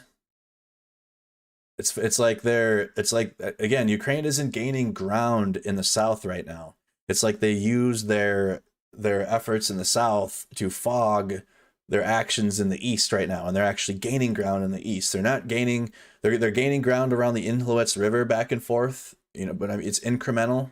But actual full-on villages are being liberated in Kharkiv in the east. So this whole southern axis counteroffensive could be a fog or a smoke screen for what's the real counteroffensive in the east. Because again, it's branching out. Russia's taking L's in the east right now. Russian S-300s are blowing up near Bakhmut in the Kharkiv region, but there is no need to panic, as they say. Russian S-300s are blowing up. Smoking too close to the S-300s again. Збройні сили України. I like that one. I need my safety meeting giver. I want to play that again.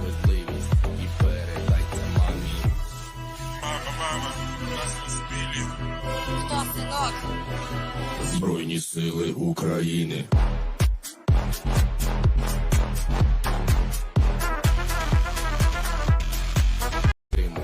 Smoking on these Russian S-300s.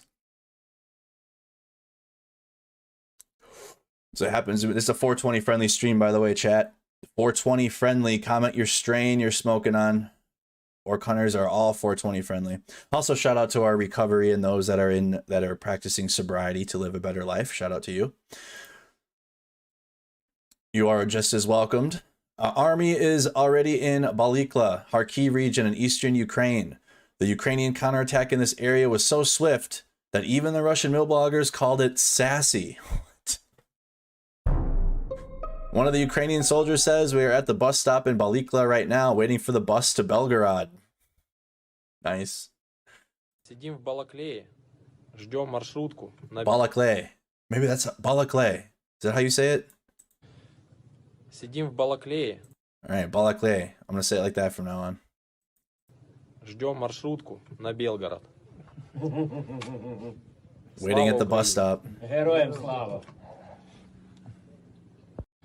Going to Belgorod next. That's in Russia, by the way, on the other side of the international border of Kharkiv.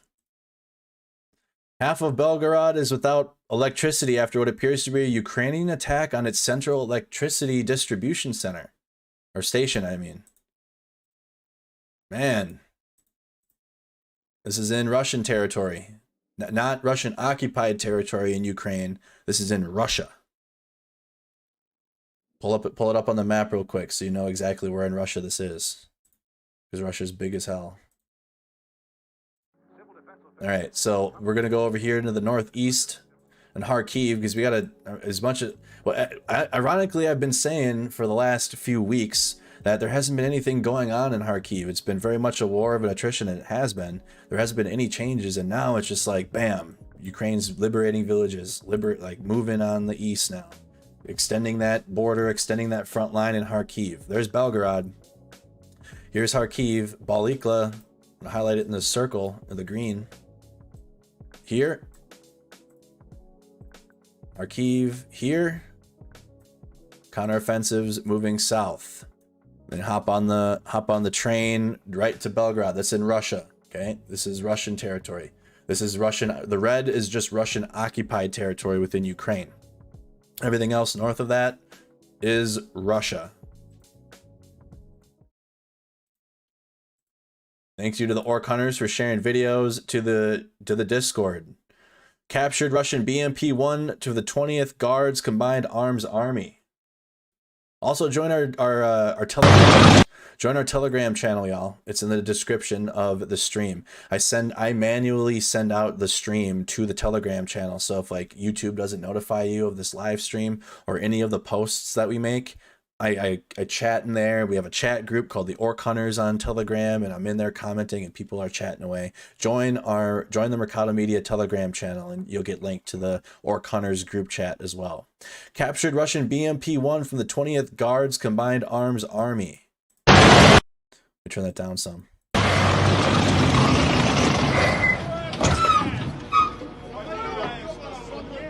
Ukrainian control. За ВДВ, блядь. ВДВ бежала вчера быстрее, чем They drove that thing like they stole it. Skirt. Let's see that thing pull up one more time. They just pulled up.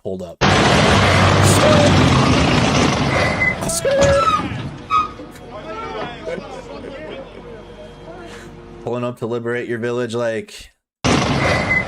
Skirt. Ukrainian counteroffensive success like... Ukraine moving in the east and the south like...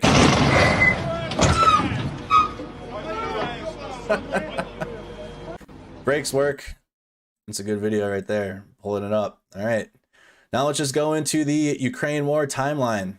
on Twitter here and see if there's any breaking news or anything going on. It's been beyond the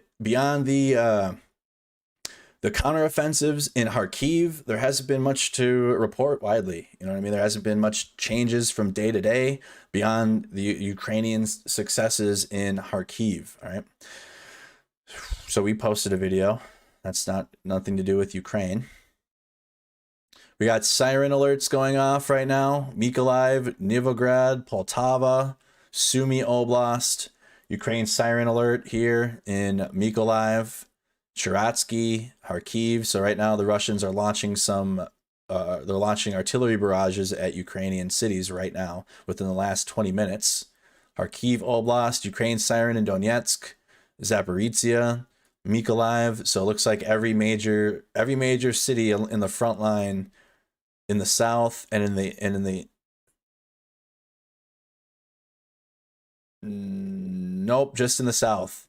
Just in the south and in kind of like the center of Ukraine is being hit with artillery right now, overnight.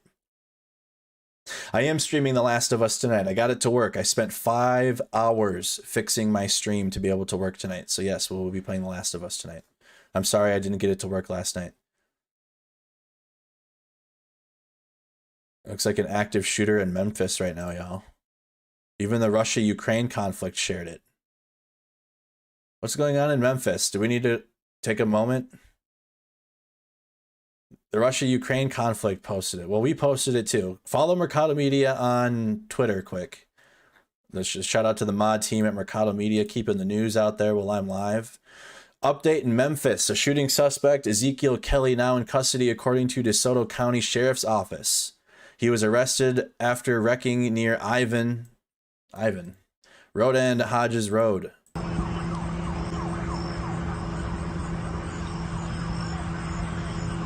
Real quick, we're just taking a moment from Ukraine quick, because even Ukraine sources are posting about this, so we're taking a moment. Agenda Freeze covering the shooting. Oh, that's why that's where everyone is. There's shit going on. That's what's tough, y'all, with me, because like obviously there's things that go on right now, you know, in current events, and I do that during the daytime, and I'm gonna be returning that.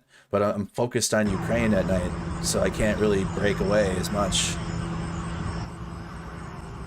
So let's look it up quick. Memphis. Memphis is tired right now.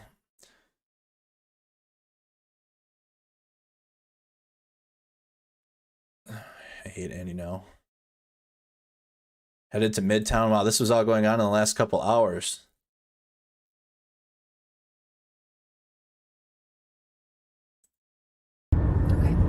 This is all going on in the last few hours in Memphis. If you're Tennessee, if you're tuned in from Memphis and Tennessee, I hope you've been safe.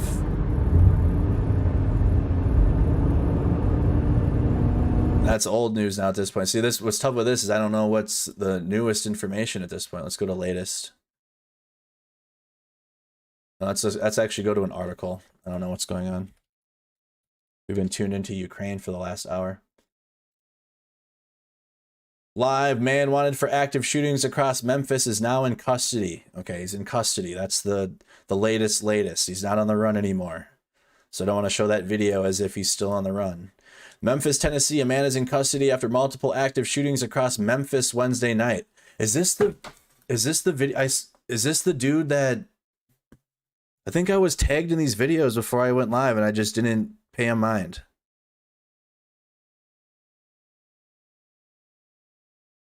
Is this the guy that was just shooting at random people in Memphis?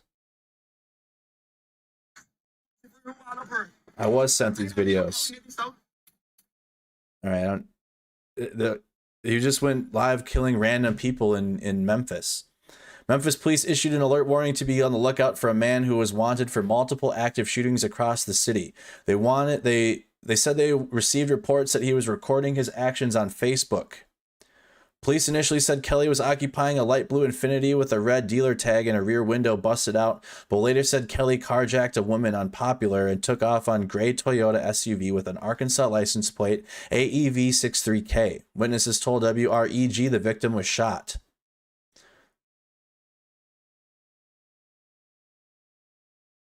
Damn. Later, police said Kelly stole a Dodge Challenger in South Haven, Mississippi before he was involved in a standoff in the area of Ivan Road and Hodge Road. He refused to get out of the vehicle and police surrounded the vehicle. Memphis police confirmed Kelly was taken into custody and transported to Regional 1. So I'm sure we'll have more on that. He's been taken into custody. He's no longer on the run. Good. Dude. Well, there's your, and we have plenty of European audience, right? Those that are tuned in from Europe, there's your United States minute for a second. Mass shooting news. He posted it all on Facebook Live. We don't need to give that airtime.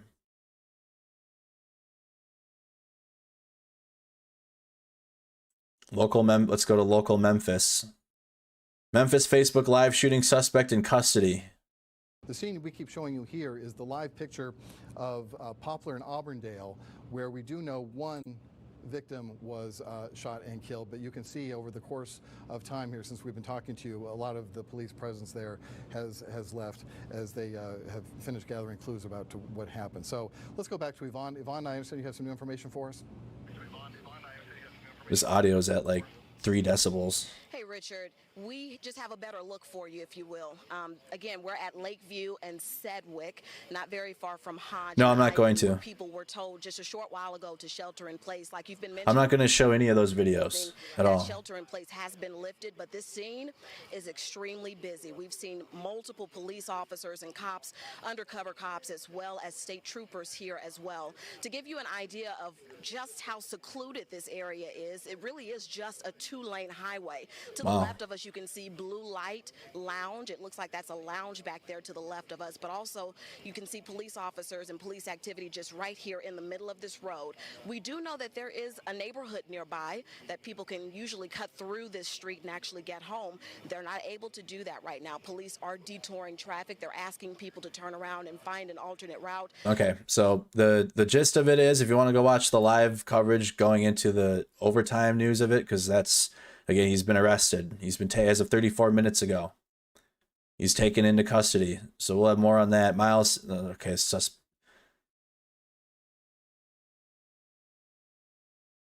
Saskatchewan. So the second suspect in Saskatchewan. Oh, this is all daytime news stuff, y'all. I have too much ADHD. I'm going to start diving into all of this right now. And I got to stay on Ukraine. So prayers for Memphis. Keep sharing. This is what you guys can do right now. If you want to stay up to date on that, obviously Agenda Free TV is a good resource to go and tune into that. But the Discord server, the Mercado Media Discord server, share any videos or relevant information. Videos, relevant information into the news channel. I still have it, right? Yes. The news channel on Discord. Has anybody shared it? Yes, they have been. Look at. Good job, Orc Hunters over here on Mercado Media Discord, sharing the information on the Memphis shooter. Another reason to join the Discord. Keep the information going. I'll be live tomorrow during the daytime and cover that more in depth. I'm returning back to daytime news again. I just needed a day or two to recuperate from the state fair because it was 12-hour days minimum. And that was just a lot of physical work that I haven't been doing. So I was tired. But I'll be back tomorrow, daytime, covering broader news beyond Ukraine. Ukraine included. I still include Ukraine updates with the daytime news that I've been doing a couple times just to test the waters, and it worked out well. But we'll cover this more in depth tomorrow. It's right now on the Memphis shooter. He's in custody. That's the news that is relevant and important to know. Right? I don't want to keep playing the videos as if he's still on the run. All right. So he's captured. So now we're going to go into the Ukraine War Video Report. We're coming back to Ukraine now. We were just in Memphis for a second. Even Ukrainian sources were sharing that. So took a moment. That's what's going on. Suspect is in custody. Right? That's the best news that that could come out of it. Terrible. I was tagged in the videos. I didn't watch them, so I was trying to go live. But anyways, with more video here that is viewer discretion. I don't know if the video will get 18 plus after this, but it shouldn't. There's no gore in it, but you can hear this is the pontoon bridges in Ukraine that Russia is constructing to be able to get their equipment across, and the bridge is hit, and one of the Russian soldiers yells in pain because of his ear. He can't hear out of it. But so that sounds a little intense, but if it gets a little intense, obviously you can take a moment. But this shows a pontoon bridge being hit as the Russians are crossing it. They're actively trying to cross this bridge. Пересекаем Днепр. Большую реку. 420 viewers in the chat. Spark one up. Самую узкую ее, сука, часть. Бомбили ее сегодня, бомбили, блядь. Лишь бы сейчас ничего не пролетело. Ах, блядь.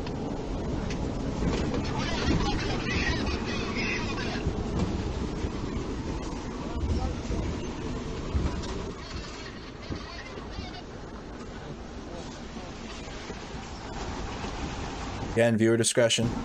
Да, блядь. These are Russian soldiers. Камуха, что там за затор ебучий, блядь, а? Ой, Господи, спаси и сохрани нас на этом понтончике вшивом. Вот это прилет, яма какая.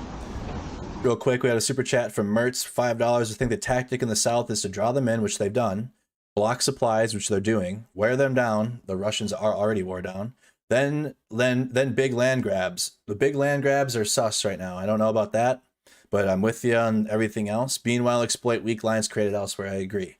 I don't know about big land grabs right now. Even Ukraine is admitting that they're not taking big land grabs in the south right now. They're just hitting logistical targets, ground lines of communication, ammunition depots, and important Russian locations right now. They're not taking large swaths of land, but they are taking land back and liberating villages and territory in the east.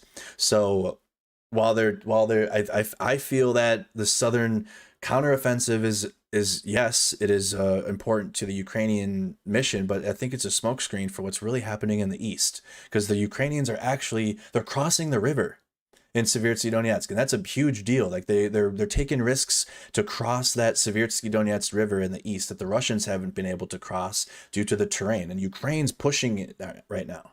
So I feel that while we're all focused on the south, and that is the major focus, I feel like it's kind of a smokescreen for what's really happening in the east. Anyways, back to the video. Good comment.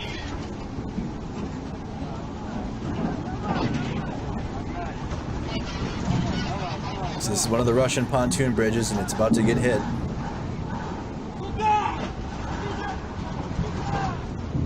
Куда ты я сюда?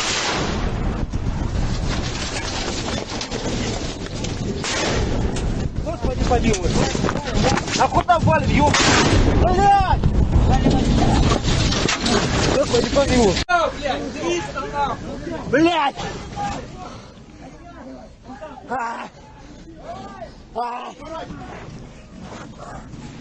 So he's grabbing his ear because he's having he can't hear right now. He's having ringing in his ear. Again, these are Russian troops. And pause and keep pass. Grabbing his eardrum. Again, they were hit on the bridge.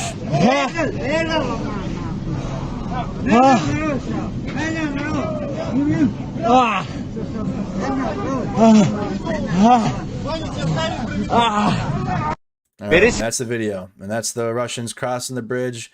There's a part 2 and whatnot. I don't know if the soldier across made it or not, but they're just showing lots of Russians taking L's and getting captured right now beyond just their equipment and vehicles. And I try to focus everything in my coverage on equipment and vehicles, and not so much there's been certain points in the coverage in which I have like when the war crimes were taking place, I showed that on stream, showing what the Russians were doing because of how much the Russians were denying that, and the people that suck up the Russians' information and then regurgitate it were also not believing that the war crimes were real. So that's when we saw some gruesome images in Bucha. But a lot of the video here is Russians being captured, Russians getting blown up, and the Ukrainians the tide has turned. It's gone the other way. Russians are having successes in Bakhmut, so it's not like they're taking complete L's everywhere. It's very incremental in Bakhmut. The Russians are gaining minimal ground, nothing that's going to turn the tide of the war, whereas Ukraine is taking villages back. They're hitting hard Russian targets that are cutting off their supply lines. Their Russians are low on morale. I'm not going to play this video again, but there was two Russian officers that were just captured. It's not going well for the Russian military overall in Ukraine whatsoever. A Russian has attacked a man in Riga in Latvia after seeing that he had a sticker saying Slava Ukraini in his car. We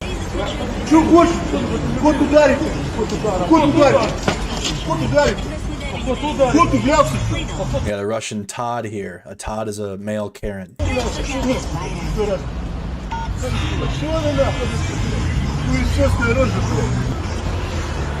Я снял на видео. He's got Slava Ukrainian on his back window, and the Russian Todd didn't like it.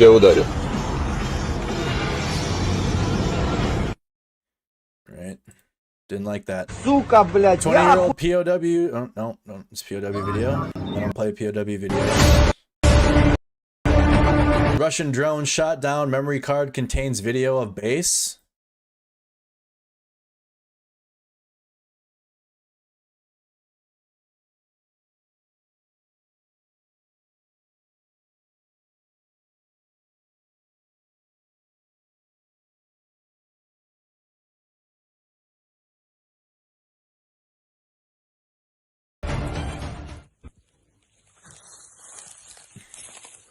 Why do they post? Why do the Russians post photos with their equipment if it's just gonna get shot down and then stolen, and then it becomes meme now? Because hey, you took a photo with that, and now look, we have it with that exact thing. More POW videos. Somewhere in Kharkiv region, the offensive continues. That's the T-72 tank.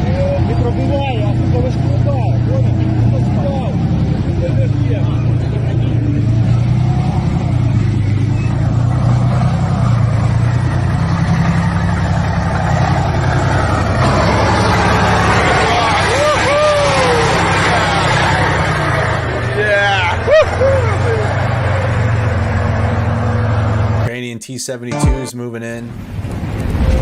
Ukrainian army shot down a Russian Mi-24 helicopter.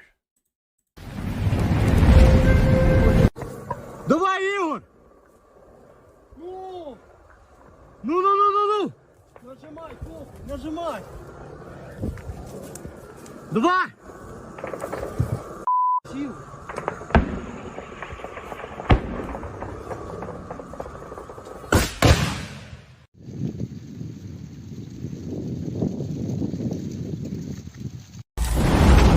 All right, shooting down an Mi-24 helicopter. Forest fighting from Russian POV in Kharkiv. So here's Russian perspective soldier fighting in Kharkiv.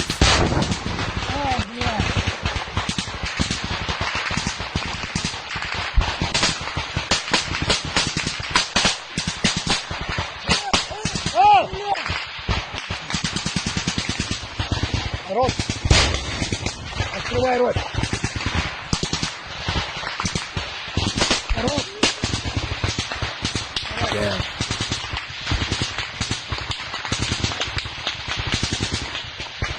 This isn't a training video.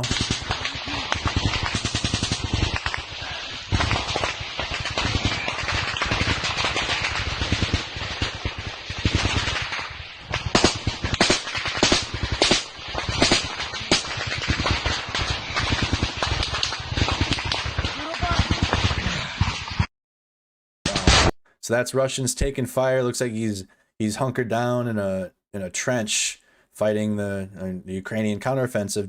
The Ukrainian counteroffensives in Kharkiv. Russian soldier video. Ukrainian forces destroyed a large concentration of Russian troops in Kherson Oblast during their successful offensive. Ammunition has been detonating for several hours.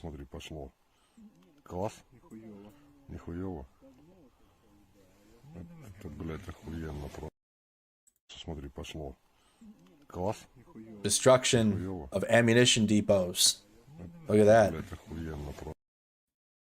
We saw the river crossing. Artillery reconnaissance unit of the 40th Artillery Brigade destroys the field depot of Russian artillery and Russian infantry.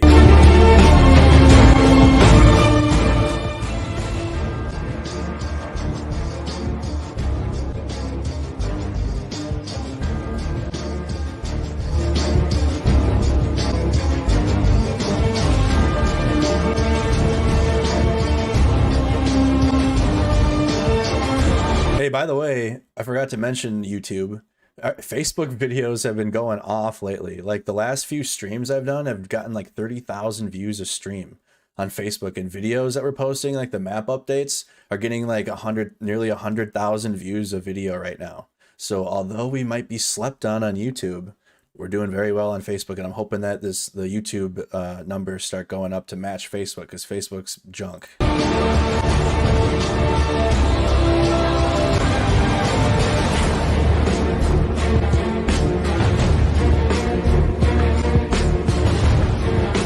I said that because I'm not live on Facebook tonight. Y'all, I'm with y'all tonight. We don't know Facebook.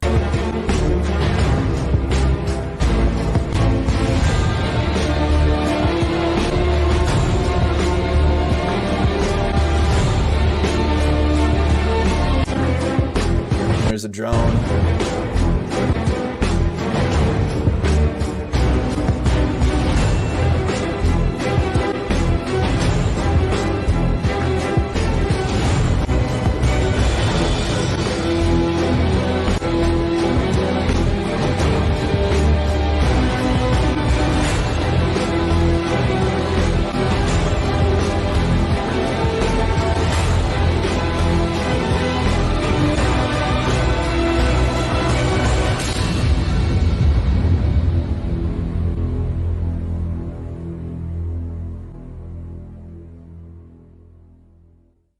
All right.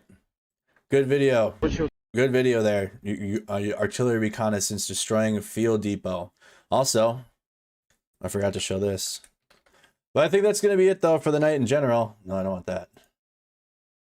I think that's going to be about it for us with the Ukraine war coverage. Guess what, though?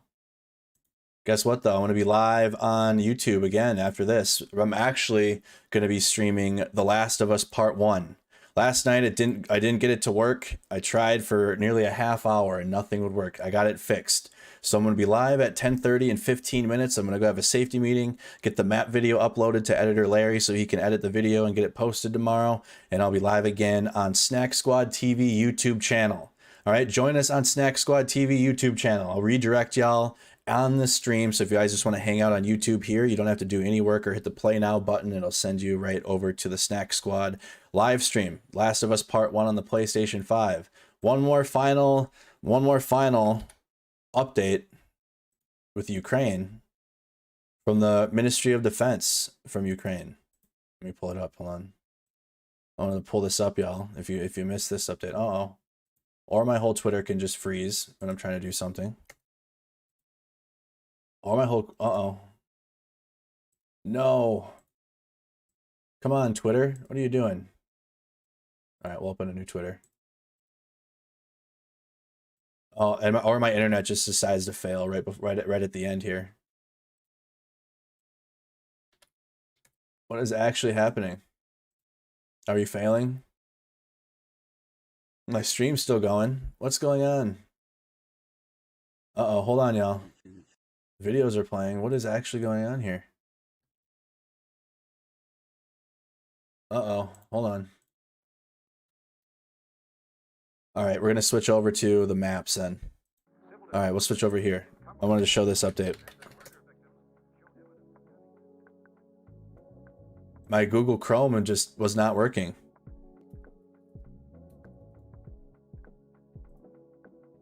There we go. Ukraine, Ministry of Defense. I put numbers on the boards. Their losses, 50,000. Eliminated personnel, 2,097 tanks, 4,520 armored combat vehicles, 1,194 artillery, 300 multiple launch rocket systems. I mean, just the numbers are there. They put Ukraine, in the words of Pusha T, they put numbers on the boards. Thank you guys again for tuning in. Hit the like, hit the subscribe. Make sure you guys become a member if you would like to. You get a badge next to your name, and I hope to see you guys on Snack Squad TV's YouTube channel. Thank you to everybody that sent super chats, super stickers, and support Mercado Media on Patreon and beyond. Until the next time, until the next one, see you guys. Take care. God bless. Orc Hunters out.